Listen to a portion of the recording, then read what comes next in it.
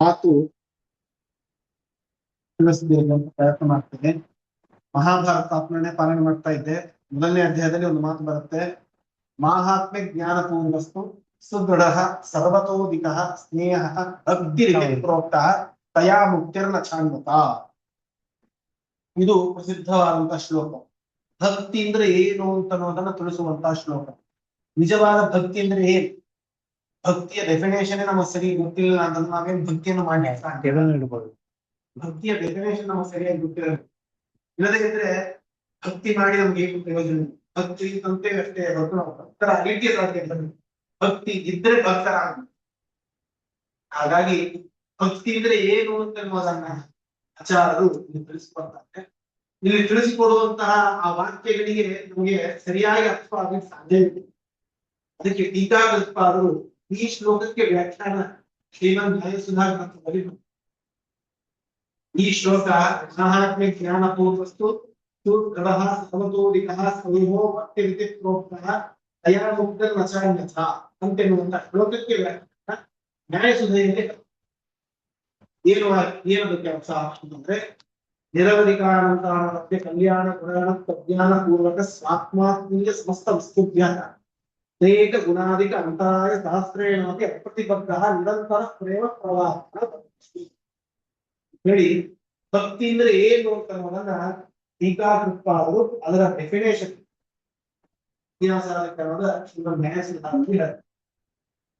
ಇಲ್ಲಿ ಮಾಹಾತ್ಮ್ಯ ಜ್ಞಾನ ಪೂರ್ವಸ್ತು. ಮಾಹಾತ್ಮ್ಯ ಜ್ಞಾನ ಪೂರ್ವ ಅಂದ್ರೆ ಏನರ್ಥ? ದೇವರ ಮೇಲೆ ಮಾಡುವಂತಹ ಭಕ್ತಿ ಅಂದ್ರೆ ಏನು ಅಂದ್ರೆ, ಭಕ್ತಿ ಅಂದ್ರೆ ಬೇರೆ ಏನಿಲ್ಲ, ಸ್ನೇಹವೇ. ದೇವರ ಮೇಲೆ ನಾವು ಏನ್ ಸ್ನೇಹ ಮಾಡ್ತೇವೆ, ಪ್ರೀತಿ ಮಾಡ್ತೇವೆ, ಆ ಪ್ರೀತಿಯೇ ಭಕ್ತಿ ಅಂತ ಹೇಳ್ತಾರೆ. ಈ ಪ್ರೀತಿಯೇ ಭಕ್ತಿ ಅಂತ ಆದರೆ ಈ ಪ್ರೀತಿ ಎರಡಾದ್ರು ತಂದೆ ಮಕ್ಕಳ ಮೇಲೆ ಮಾಡ್ತಾರೆ, ತಾಯಿ ಮಕ್ಕಳ ಮೇಲೆ ಮಾಡ್ತಾರೆ ಪ್ರೀತಿ. ಈ ಪ್ರೀತಿ ಭಕ್ತಿ ಅಂತ ಆಗತ್ತ? ಅಂದ್ರೆ ತಾಯಿ ಮಗನ ಮೇಲೆ ಮಾಡುವಂತಹದ್ದು ಭಕ್ತಿ ಅಂತ ಹಾಗೆ ಬರೇ ಪ್ರೀತಿ ಅಂತಂದ್ರೆ ಭಕ್ತಿ ಆಗೋದಿಲ್ಲ. ಆ ಪ್ರೀತಿಯ ಜೊತೆಗೆ ಮತ್ತೊಂದು ವಸ್ತುವಿನ ಕಾಂಬಿನೇಷನ್ ಇತ್ತು. ಯಾವುದು ಅಂತಂದ್ರೆ ಜ್ಞಾನ. ಏನು ಜ್ಞಾನ? ಕೆಟ್ಟವಂತ ಜ್ಞಾನ, ಪರಮಾತ್ಮನ ಗುಣದ ಜ್ಞಾನ, ಪರಮಾತ್ಮನ ದೋಷದ ಜ್ಞಾನ. ದೋಷವೇ ಇಲ್ಲ, ಎಲ್ಲ ನಿರ್ದೋಷ ಪರಮಾತ್ಮ. ಆದ್ರೆ ದೋಷ ಇದೆ ಅಂತ ನೂರಾರು ಜನ ಹೇಳ್ಕೊತಾರೆ, ಅದನ್ನ ಹಾಗೆ ತಿಳಿದುಕೊಂಡ್ರೆ ಅದು ಮಹಾಪಾಪ. ಹಾಗಾಗಿ ಶೀಘ್ರಕ್ಕೆ ಭಕ್ತಿಯಾಗುವುದಿಲ್ಲ. ಪ್ರೀತಿಯ ಜೊತೆಗೆ ಇನ್ನೊಂದು ಈ ಔಷಧಗಳಲ್ಲಿ ಕಾಂಬಿನೇಷನ್ ಇರುತ್ತೆ. ಬರೇ ಇನ್ನೊಂದು ಬರೀ ಎರಡು ಸೇರುತ್ತೆ.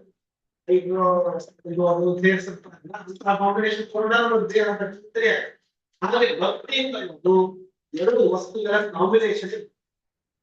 ಒಂದು ಪ್ರೀತಿ, ದೇವರಿಗೆ ಮಾಡುವಂತ ಸ್ನೇಹ, ಮತ್ತೊಂದು ದೇವರ ಜ್ಞಾನ ಮಾಡಿಕೊಂಡು ಅದರ ಜ್ಞಾನ ಮಾಹಾತ್ಮ್ಯ ಜ್ಞಾನ ಅಂತ ಹೇಳಿದ್ದಾರೆ.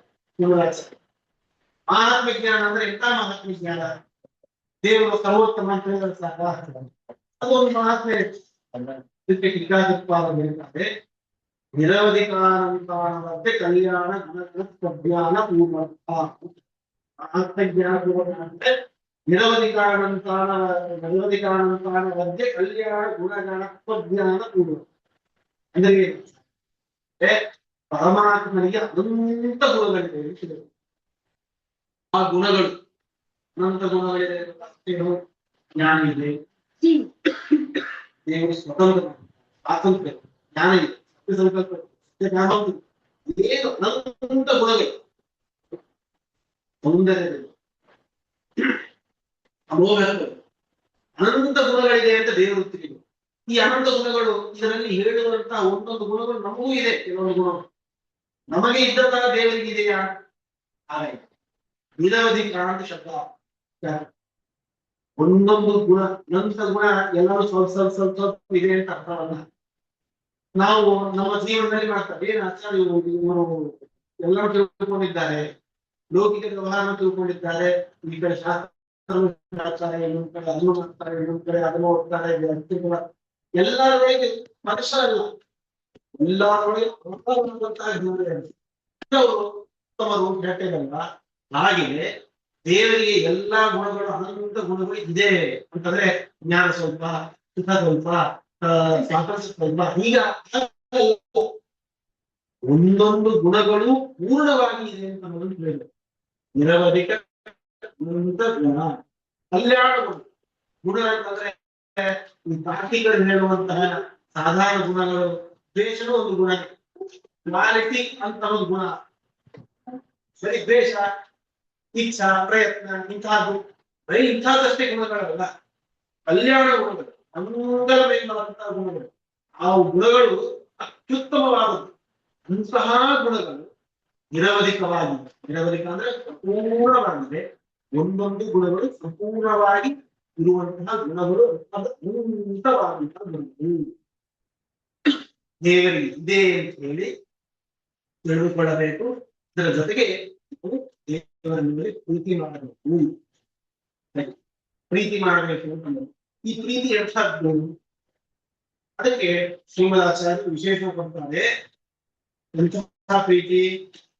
ಸುದೃಢ ಸರ್ವತೋದಿತ. ಇದನ್ನ ಈ ಎರಡು ವಿಶೇಷಣಗಳನ್ನು ಮಾಡ್ತಾರೆ. ದೃಢವಾಗಿ ಇರಬೇಕು. ಶ್ಲೋಕದಲ್ಲಿ ಇಷ್ಟೇ ಅರ್ಥ ಆಗತ್ತೆ. ಶ್ರೀಮದಾಚಾರ್ಯ ನಿಜವಾದ ಅಭಿಪ್ರಾಯ ನಮ್ಗೆ ಗೊತ್ತಾಗೋದಿಲ್ಲ. ದೃಢವಾಗಿ ಇರಬೇಕು. ದೃಢ ಅಂದ್ರೆ ಗಟ್ಟಿಯಾಗಿರಬೇಕು. ಗಟ್ಟಿಯಾಗಿ ಈಗ ನಾವು ಪಾರಾಯಣ ಮಾಡ್ತಾ ಇದ್ರೆ 2 ಗಂಟೆ ಹೊತ್ತು ಗಟ್ಟಿಯಾಗಿದ್ರೆ ಸಾಕ. ಅದಕ್ಕೆ ಅರ್ಥ ದೃಢ ಅಂತ ಕೃಷ್ಣ ಅಂತಾನ ಹಾಗೆ ಬೆಳೆಯೋದಿಲ್ಲ. ಸರ್ವತೋದಿಕ, ಎಲ್ಲದಕ್ಕಿಂತ ಅಧಿಕವಾಗಿ ಪ್ರೀತಿ ಮಾಡಬೇಕು. ಎಲ್ಲದಕ್ಕಿಂತಲೂ ಈ ಸರ್ವ ಅಂತ ಶಬ್ದಕ್ಕೆ ಏನು ತಗೋಬಹುದು? ಸರ್ವ ಅಂತ ಶಬ್ದಕ್ಕೆ ಹಾಕಿ ಎಲ್ಲರೂ ಬರ್ರಿ ನಮ್ಮ ಮನೆಗೆ ಹೇಳ್ತಂದ್ರೆ ಜಗತ್ತಿನಲ್ಲಿ ಇದ್ದಂತ 700-800 ಕೋಟಿ ಜನ ಎಲ್ಲರೂ ನಾವು ಬರ್ರಿ ಅಂತ ತಪ್ಪಣ್ಣ. ಅಲ್ಲಿ ಎಲ್ಲರೂ ಬರ್ರಿ ಅಂತಂದ್ರೆ ಎದುರುಗಡೆಗೆ ಎಷ್ಟು ಜನ ಇದ್ದಾರೆ? 4 ಜನ ಇದ್ದಾರೆ, 10 ಜನ ಎಲ್ಲರೂ ಬರ್ರಿ. ಸೊ ಎಲ್ಲರೂ ಅಂತ ಸರ್ವ ಅಂತ ಎನ್ನುವಂತ ಶಬ್ದ ಏನಿಲ್ಲ, ಇದು ನಮ್ಮ ವ್ಯವಹಾರದಲ್ಲಿ, ನಮ್ಮ ಲೌಕಿಕ ವ್ಯವಹಾರದಲ್ಲಿ ಅದಕ್ಕೆ ಏನಿದೆ ಅಂತಂದ್ರೆ ಒಂದು ಲಿಮಿಟೇಷನ್. ಹಾಗೆ ದೇವರ ವಿಷಯದಲ್ಲಿ ಸರ್ವ ಅಂತ ಶಬ್ದಕ್ಕೆ ಅದೇ ಅರ್ಥ. ಸಂಕೋಚ ಅಂತ ಶಾಸ್ತ್ರೀಯವಾಗಿ ಹೇಳ್ಬೇಕಂದ್ರೆ ನಾವು ಸರ್ವ ಅಂತ ಶಬ್ದಗಳನ್ನ ನಾವು ಎಲ್ಲೆಲ್ಲಿ ಯೂಸ್ ಮಾಡ್ತೇವೆ. ನೀವು ಎಲ್ಲಿ ಬೇಕಾದ್ರೂ ಯೂಸ್ ಮಾಡಿ. ಸರ್ವ ಎಲ್ಲರೂ ಮನೆಗೆ ಬರ್ರಿ ಅಂತ ಹೇಳ್ತೇವೆ, ಎಲ್ಲರೂ ಊಟಕ್ಕೆ ಬರ್ಬೇಕು ಅಂತ ಹೇಳ್ತೇವೆ. ಅದಕ್ಕೆ ಅರ್ಥ ಏನು? ಎಲ್ಲರೂ ಜಗತ್ತಿನಲ್ಲಿ ಇದ್ದವರೆಲ್ಲ ಬೇಡ ಬ್ರಾಹ್ಮಣರ ಅದರ ಅರ್ಥ ಇಲ್ಲ. ನನ್ನ ಕಣ್ಣು ಬಂದಲ್ಲಿ 10 ಜನ ಇದ್ದಾರೆ ಅಂದ್ರೆ ಅವರನ್ನು ಎಲ್ಲರೂ ತಿಂತಾರೆ. ಹಾಗೆ ಸರ್ವತೋಧಿಕ ಅಂತಂದ್ರೆ ಎಲ್ಲರಿಗಿಂತಲೂ ಜಾಸ್ತಿ, ಎಲ್ಲರ ಮೇಲೆ ಪ್ರೀತಿ ಮಾಡ್ತೀವೋ ಅದಕ್ಕಿಂತಲೂ ಜಾಸ್ತಿ. ಈ ಎಲ್ಲರೂ ಅಂತ ಅನ್ನೋದಕ್ಕೇನು? ಅದಕ್ಕೇನು ಸಂಕೋಚ ಮಾಡಬೇಕು? ನಾವು ಲೌಕಿಕವಾಗಿ ಎಲ್ಲಾ ಕಡೆಗೂ ಎಲ್ಲಾ ಅಂತ ಅರ್ಥ ಇದ್ದೀವಿ, ಅಲ್ಲಿಯೂ ಕೂಡ ನಾವು ಸಂಕೋಚವೇ ಮಾಡಬೇಕು. ಸರ್ವಶಬ್ದಕ್ಕೆ ಸಂಕೋಚ ಮಾಡಿದ್ರೆ ಇದಂಗೆ ಇಲ್ಲ. ಹೀಗಿರಬೇಕಾದಾಗ ದೇವರ ವಿಷಯದಲ್ಲಿ ಪ್ರೀತಿಯಲ್ಲಿ ಕೂಡ ಸರ್ವಶಬ್ದಕ್ಕೆ ಸಂಕೋಚ ಮಾಡಬೇಕು ಅಂತ ನಮಗೆ ಹೇಳುತ್ತೇವೆ. ಇದಕ್ಕೆ ಟೀಕಾಕೃತ್ಪಾದರು ಇದರ ಅರ್ಥವನ್ನು ಸರಿಯಾಗಿ ತಿಳಿಸಬೇಕು ಅಂತ ಏನ್ ಮಾಡ್ತಾರೆ? ಸ್ವಾತ್ಮಾತ್ಮೀಯ ಸಮಸ್ತ ವಸ್ತುಭ್ಯ ಅನೇಕ ಗುಣಾಧಿಕ. ಸ್ವಾತ್ಮಾತ್ಮೀಯ ಸರ್ವ ಅಂತಂದ್ರೆ ಏನಂತ? ಸರ್ವತಃ ಎಲ್ಲದಕ್ಕಿಂತ ಅಧಿಕ. ಎಲ್ಲದಕ್ಕಿಂತ ಅಂತಂದ್ರೆ ಏನು? ಎಲ್ಲ ಅಂತ ಶಬ್ದದಲ್ಲಿ ಏನೇನು ಸೇರುತ್ತೆ ಅದಕ್ಕೆ ಟೀಕಾಕೃತ್ಪಾದರ ಅರ್ಥ ಬರೀತಾರೆ. ಸ್ವಾತ್ಮಾತ್ಮೀಯ ಸಮಸ್ತ ವಸ್ತುಭ್ಯ ಅಂತ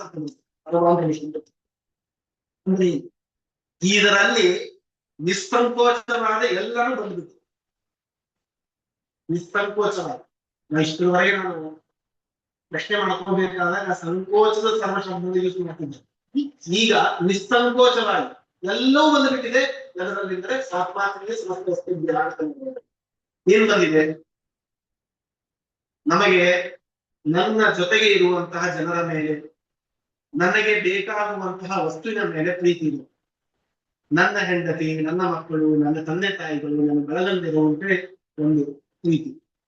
ನನಗೆ ಬೇಕಾಗುವಂತಹ ವಸ್ತು, ನನ್ನ ಮೊಬೈಲ್, ನನ್ನ ಬಂಗಾರ, ನನ್ನ ಹಣ ಅಂತನ್ನುವಂತಹ ವಸ್ತುವಿನ ಇದಕ್ಕೇನು ಕರೀತಾರೆ ಅಂತಂದ್ರೆ ಆತ್ಮೀಯ ಅಂತ ಕರೀತಾರೆ. ಆತ್ಮೀಯ ಅಂತ ಕರೀತಾರೆ. ನನಗೆ ಬೇಕಾಗುವಂತಹ ವಸ್ತುಗಳು, ನನಗೆ ಬೇಕಾಗುವಂತಹ ಜನರು, ಇವರೆಲ್ಲರಿಗೂ ಎರಡಕ್ಕೂ ಸೇರಿಸಿ ಆತ್ಮೀಯ ಅಂತ ಕರೀತಾರೆ. ಇದ್ರ ಮೇಲೆ ಪ್ರೀತಿ ಮಾಡ್ತೇವೆ ಅಲ್ವೋ? ಎಷ್ಟು ಪ್ರೀತಿ ಮಾಡ್ತೇವೆ, ಎಷ್ಟು ಅಭಿಮಾನ ಮಾಡ್ತೇವೆ ನಾವು. ಅದಕ್ಕಿಂತಲೂ ಜಾಸ್ತಿ ಸ್ವಾತ್ಮ ಸ್ವಾತ್ಮ ಆತ್ಮೀಯ ಅಂತ ಶಬ್ದ ಆಗ್ತಾರೆ. ಈ ಆತ್ಮೀಯಕ್ಕಿಂತಲೂ ಜಾಸ್ತಿಯಾಗಿ ಅಧಿಕವಾಗಿ ಪ್ರೀತಿ ನಾವು ಎದರ ಮೇಲೆ ಮಾಡ್ತೇವೆ ಅಂದ್ರೆ ನನ್ನ ದೇಹದ ಮೇಲೆ ನನ್ನ ದೇಹದ ಮೇಲೆ ಮಾಡ್ತೇವೆ. ನನ್ನ ದೇಹ ನನಗೇನಾಗಬಾರದು, ಬಿಸಿಲು ಹತ್ತಬಾರದು, ಗಾಳಿ ಬರಬೇಕು, ಫ್ಯಾನ್ ಬೇಕು, ಎಸಿ ಬೇಕು, ಇನ್ನೊಂದು ಬೇಕು, ಮತ್ತೊಂದು ಬೇಕು ಅಂತ ದೇಹದ ಮೇಲೆ ಪ್ರೀತಿ ಜಾಸ್ತಿ. ಆತ್ಮೀಯಕ್ಕಿಂತಲೂ ಆತ್ಮನ ಮೇಲೆ ದೇಹದ ಮೇಲೆ ಪ್ರೀತಿ ಮಾಡ್ತೇವೆ. ಅದಕ್ಕಿಂತಲೂ ಅಧಿಕವಾಗಿ ನಮ್ಮ ಆತ್ಮದ ಮೇಲೆ ಪ್ರೀತಿ ಮಾಡ್ತಾರೆ. ಎಷ್ಟೋ ಜನ ಸೂಸೈಡ್ ಮಾಡ್ಕೊತಾರೆ. ಎದಕ್ ಮಾಡ್ಕೊತಾರೆ? ಅವರಿಗೆ ಈ ದೇಹ ಸಾಕಾಗಿಬಿಟ್ಟಿದೆ, ಈ ಜೀವನ ಸಾಕಾಗಿಬಿಟ್ಟಿದೆ, ಅವನಿಗೆ ಈ ದುಃಖ ಅನುಭವಿಸ್ಲಿಕ್ಕೆ ಆಗ್ತಾ ಇಲ್ಲ. ಅವನಿಗೆ ತನ್ನ ದೇಹದ ಮೇಲೆಕ್ಕಿಂತಲೂ ಜಾಸ್ತಿ ತನ್ನ ಆತ್ಮನ ಮೇಲೆ ಪ್ರೀತಿ ಇದೆ. ಅದಕ್ಕೋಸ್ಕರ ಅವ್ರು ಸೂಸೈಡ್ ಮಾಡ್ಕೊತಾರೆ. ಸೂಸೈಡ್ ಮಾಡ್ಕೋಬೇಕು ನಾನು ಹೇಳಿ ಹೋಗ್ತಾ ಇಲ್ಲ. ಪ್ರೀತಿ ಹೇಗಿರುತ್ತೆ ಅಂತ ಅನ್ನೋದನ್ನ ತಾಕತ್ತಲ್ಲಿ ತೋರಿಸ್ತಾ ಇಲ್ಲ. ತನ್ನವರಕ್ಕಿಂತಲೂ ತನ್ನ ದೇಹದ ಮೇಲೆ ಪ್ರೀತಿ ಜಾಸ್ತಿ, ತನ್ನ ದೇಹದಕ್ಕಿಂತಲೂ ತನ್ನ ಆತ್ಮನ ಮೇಲೆ ಪ್ರೀತಿ ಜಾಸ್ತಿ. ಇದು ಮೂರೇ ಲೆವೆಲ್. ಇದು ಮೂರು ಬಿಟ್ಟರೆ ಬೇರೆ ಕಡೆ ಎಲ್ಲಿ ಪ್ರೀತಿ ಇದೆ ಹೇಳಿ? ನೀವು ಯಾವ್ದಾವ್ದ್ರ ಮೇಲೆ ಪ್ರೀತಿ ಮಾಡ್ತಿರಲ್ಲ, ಈ ಮೂರಲ್ಲೇ ಸೇರಿಬಿಡುತ್ತೆ. ಈ ಮೂರಕ್ಕಿಂತಲೂ ಜಾಸ್ತಿ ನಾವು ದೇವರ ಮೇಲೆ ಪ್ರೀತಿ ಮಾಡಬೇಕು ಅಂತೆನ್ನುವುದು ಆಚಾರ್ಯನ ಅಭಿಪ್ರಾಯ. ಅದಕ್ಕೆ ಸರ್ವತೋದಿಕ ಅಂತ ಈ ಮಾತನ್ನು ಟೀಕಾಕೃತ್ಪಾದರು ಹೇಳ್ತಾರೆ. ಅಂದ್ರೆ ಏನರ್ಥ ನೋಡಿ, ಸ್ವ ಆತ್ಮ ಆತ್ಮೀಯ ತಾರತಮ್ಯದಲ್ಲಿ ಆತ್ಮೀಯಕ್ಕಿಂತಲೂ ಆತ್ಮನ ಪ್ರೀತಿ ಜಾಸ್ತಿ, ಆತ್ಮ ದೇಹ ಅರ್ಥ ಇತ್ತು. ದೇಹದಕ್ಕಿಂತಲೂ ತನ್ನ ಜೀವನ ಮೇಲೆ ಪ್ರೀತಿ ಜಾಸ್ತಿ ಅಂತ ಕೇಳಿದ್ರೆ ಇದಕ್ಕಿಂತಲೂ ಜಾಸ್ತಿ ಪ್ರೀತಿ ಮಾಡಬೇಕು. ಅದು ನಿಜವಾದ ಭಕ್ತಿಯ ಡೆಫಿನೇಷನ್ ಅಂತ ಹೇಳಿ ಟೀಕಾಕೃತ್ಪಾದರು ತಿಳಿಸ್ಕೊಡ್ತಾರೆ. ಇದು ಸರ್ವತೋದಿಕ ಅಂತ ಎಂಬುವಂತ ಶಬ್ದಕ್ಕೆ ಅಂತ ಅಂದ್ರೆ ಏನರ್ಥ ಆಯ್ತು? ಸರ್ವತಃ ಅಂದ್ರೆ ಎಲ್ಲರಿಗಿಂತಲೂ ಜಾಸ್ತಿ, ಎಲ್ಲರಿಗಿಂತಲೂ ರೋಡ್ ಮೇಲೆ ತಿರುಗಾಡ್ತಿರ್ತಾರೆ ಯಾರೋ ಒಬ್ಬ ಜನ, ಅವ್ರ ಮೇಲೆ ನಮ್ಮ ಪ್ರೀತಿ ಬಂದಿರುತ್ತೆ. ಯಾರೋ ಒಬ್ಬ ಪೊಲಿಟಿಷಿಯನ್ ಮೇಲೆ ನಮ್ಮ ಪ್ರೀತಿ ಬಂದಿರುತ್ತೆ, ಅವ್ರಿಗಿಂತಲೂ ಜಾಸ್ತಿ ಇಂಟರ್ನ್ ಹಂಗಲ್ಲ. ನಾವು ಯಾವ ವಸ್ತುವಿನ ಮೇಲೆ ಪ್ರೀತಿ ಮಾಡ್ತೇವೋ ಈ ಮೂರರಲ್ಲಿ ಎಲ್ಲಾದ್ರೂ ಬಂದ್ಬಿಡುತ್ತೆ. ಇದಕ್ಕಿಂತಲೂ ಅಧಿಕವಾದಂತಹ ಪ್ರೀತಿ ಇರಬೇಕು.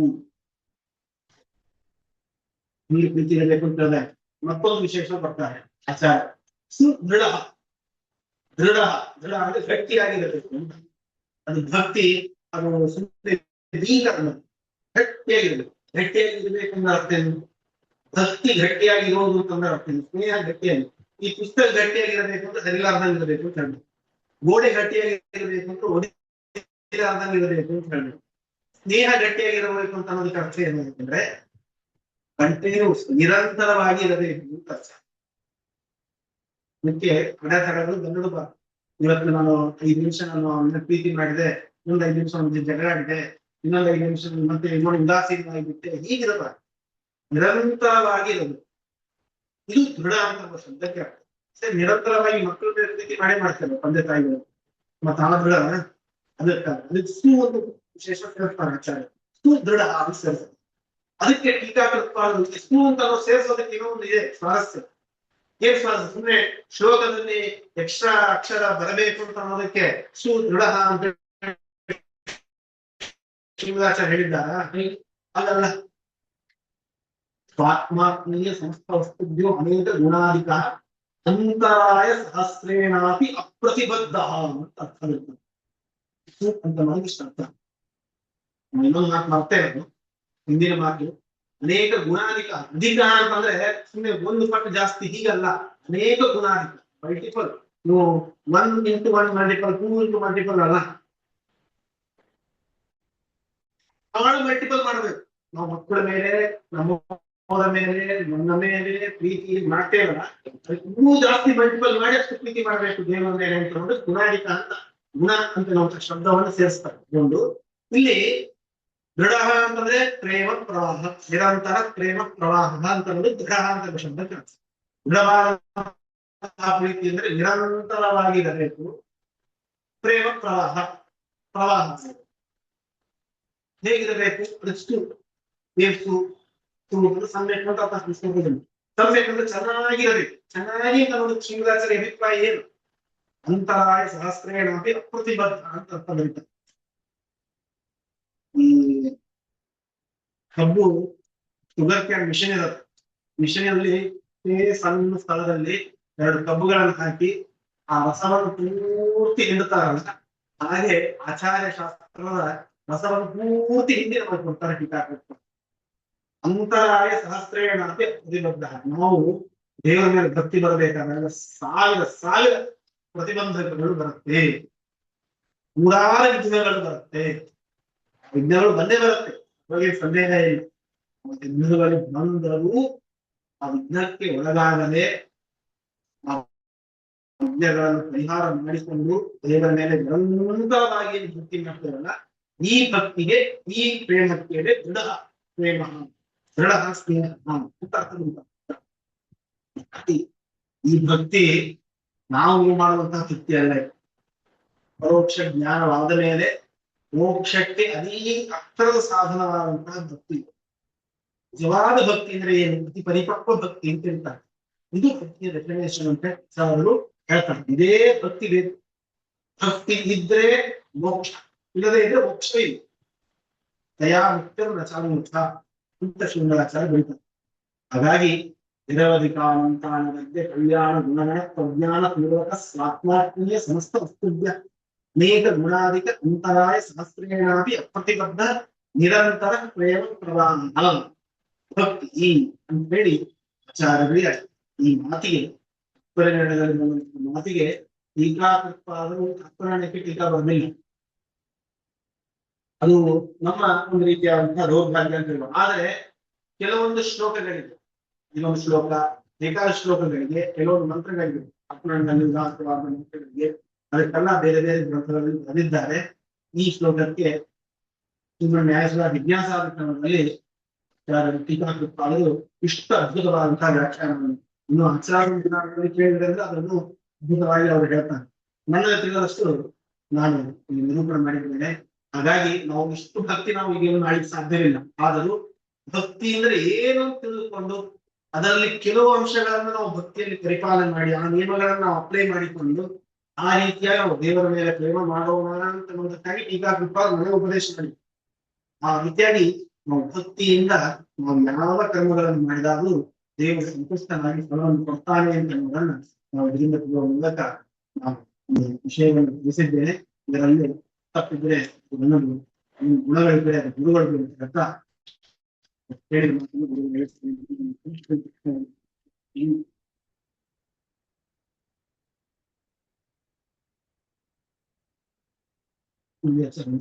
जन्माद्यस्य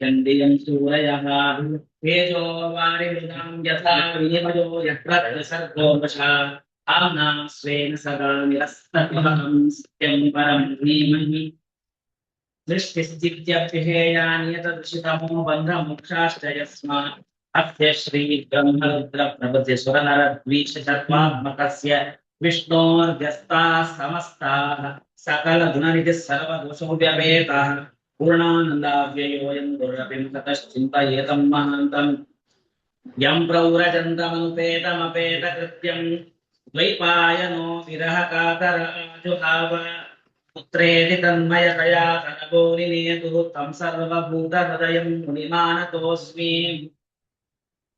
आनन्दतीर्थोपदिष्टो निधिर्नारायणध्वजः प्रदर्शितो येन सम्यक् जयतीर्थं तमाश्रये नौमिन्याय सुधारितुच्चयमुनीं श्रीपादराट्सन्मणीं व्यासाद्यां विविधागमब्धिविहरान् श्रीभाग्यराजानपि वन्दे हंसवरां रघुत्तमगुरून् वैदग्ध्यवारां निधिं श्रीसत्यव्रतराघवेन्द्रमुनिपान् सद्बोधसद्ध्यानपान् विद्यायां विबुधाचार्यं वेदज्ञानाब्धिचन्दिरं दुर्मतध्वान्तमार्ताण्डं सत्यज्ञानमुनिं भजे सत्याभिघ्नकराब्जोत्थान् पञ्चाशद्वर्षपूजकान् सत्यप्रमोदतीर्थार्यान् नौमि न्यायसुधारकान् शास्त्रेषु पारदृश्वान् ಶಾಸ್ತ್ರಜ್ಞೇಶು ಚ ವತ್ಸಲಂ ದೀನಭಕ್ತೋದ್ಧಾರಕರಂ ಸತ್ಯಾತ್ಮಾನಂ ಗುರುಂ ಭಜೆ ವಿದ್ಯಾಪೀಠ ವಿಧಾತಾರಂ ವಿದ್ಯಾವಾರಿಧಿ ಚಂದಿರಂ ವಿದ್ಯಾರ್ಥಿ ವತ್ಸಲಂ ವಂದೇ ಮಹಾಮಹಿಮ ಸದ್ಗುರುಂ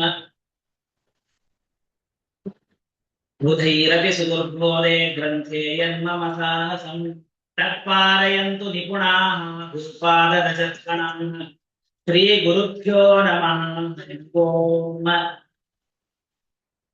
ಇವತ್ತ ಅಧಿಕ ಮಾಸದ ಈ ಪುಣ್ಯ ಪರ್ವಕಾಲ. ಇಂತಹ ಶ್ರೇಷ್ಠ ಪರ್ವಕಾಲದಲ್ಲಿ ಭಗವಂತನ ನಾಮಸ್ಮರಣೆಯನ್ನ ಮಾಡಿದರೂ ಕೂಡ ಅಧಿಕಸ್ಯ ಅಧಿಕಂ ಫಲಂ. ಯಾವ ಕಾರ್ಯ ಮಾಡಿದರೂ ಕೂಡ ಭಗವಂತ ಅಧಿಕವಾಗಿ ಫಲವನ್ನು ಕೊಡ್ತಾನೆ. ಹಾಗಾಗಿ ಭಗವಂತನಿಗೆ ಅತ್ಯಂತ ಪ್ರಿಯವಾದದ್ದು ಯಾವುದು ಅಂತಂದ್ರೆ ಒಂದು ಜ್ಞಾನ, ಮತ್ತೊಂದು ಜ್ಞಾನಿಗಳು. ಜ್ಞಾನಿ ಪ್ರಿಯತಮೋ ತೋಮೆ ಅಂತ ಸ್ತೋತ್ರ ಮಾಡ್ತಾರೆ. ಜ್ಞಾನಿಗಳು ಭಗವಂತನಿಗೆ ಬಹಳ ಬೇಕಾದದ್ದು. ಯಾಕೆ ಅಂತಂದ್ರೆ ಜ್ಞಾನೇನಾಸವು ವಿಭರ್ತಿಮಾನ್. ಈಗ ದೇವರು ಎಲ್ಲಿದ್ದಾನೆ ಅಂತ ಕೇಳಿದ್ರೆ ನೀವು ಪೆಟ್ಟಿಗೆಯಲ್ಲಿದ್ದಾನೆ ಅಂತ ತೋರಿಸ್ತೀವಿ. ಆದ್ರೆ ದೇವರು ಕೇವಲ ಪೆಟ್ಟಿಗೆಯಲ್ಲಿ ಇಲ್ಲ, ಅವನು ವ್ಯಾಪ್ತ, ಎಲ್ಲ ಕಡೆಗೆ ಇದ್ದಾನೆ. ಆ ಎಲ್ಲ ಕಡೆಗೆ ಇದ್ದಾನೆ ವ್ಯಾಪ್ತ ಅಂತಂದ್ಮೇಲೆ ಎಲ್ಲ ಕಡೆಗೆ ಇರುವ ಭಗವಂತನನ್ನ ತೋರಿಸೋದಕ್ ಬರೋದಿಲ್ಲ. ಇಲ್ಲೂ ಇದ್ದಾನೆ ನೋಡ್ರಿ, ಅಲ್ಲೂ ಇದ್ದಾನೆ ನೋಡ್ರಿ ಅಂತಂದ್ರೆ ಅಲ್ಲಿ ಗಾಡಿ ಅದ ರೀ, ಅಲ್ಲಿ ಫ್ಯಾನ್ ಅದ ಅಂತ ಅಂತೇಳಿ. ಯಾರು ವ್ಯಾಪ್ತೋಪಾಸಕರು ಎಲ್ಲ ಕಡೆಗೆ ಭಗವಂತನನ್ನ ಕಾಣಿಸ್ತಾರೆ, ಅವರು ನೋಡ್ಬಹುದು ಭಗವಂತನನ್ನ.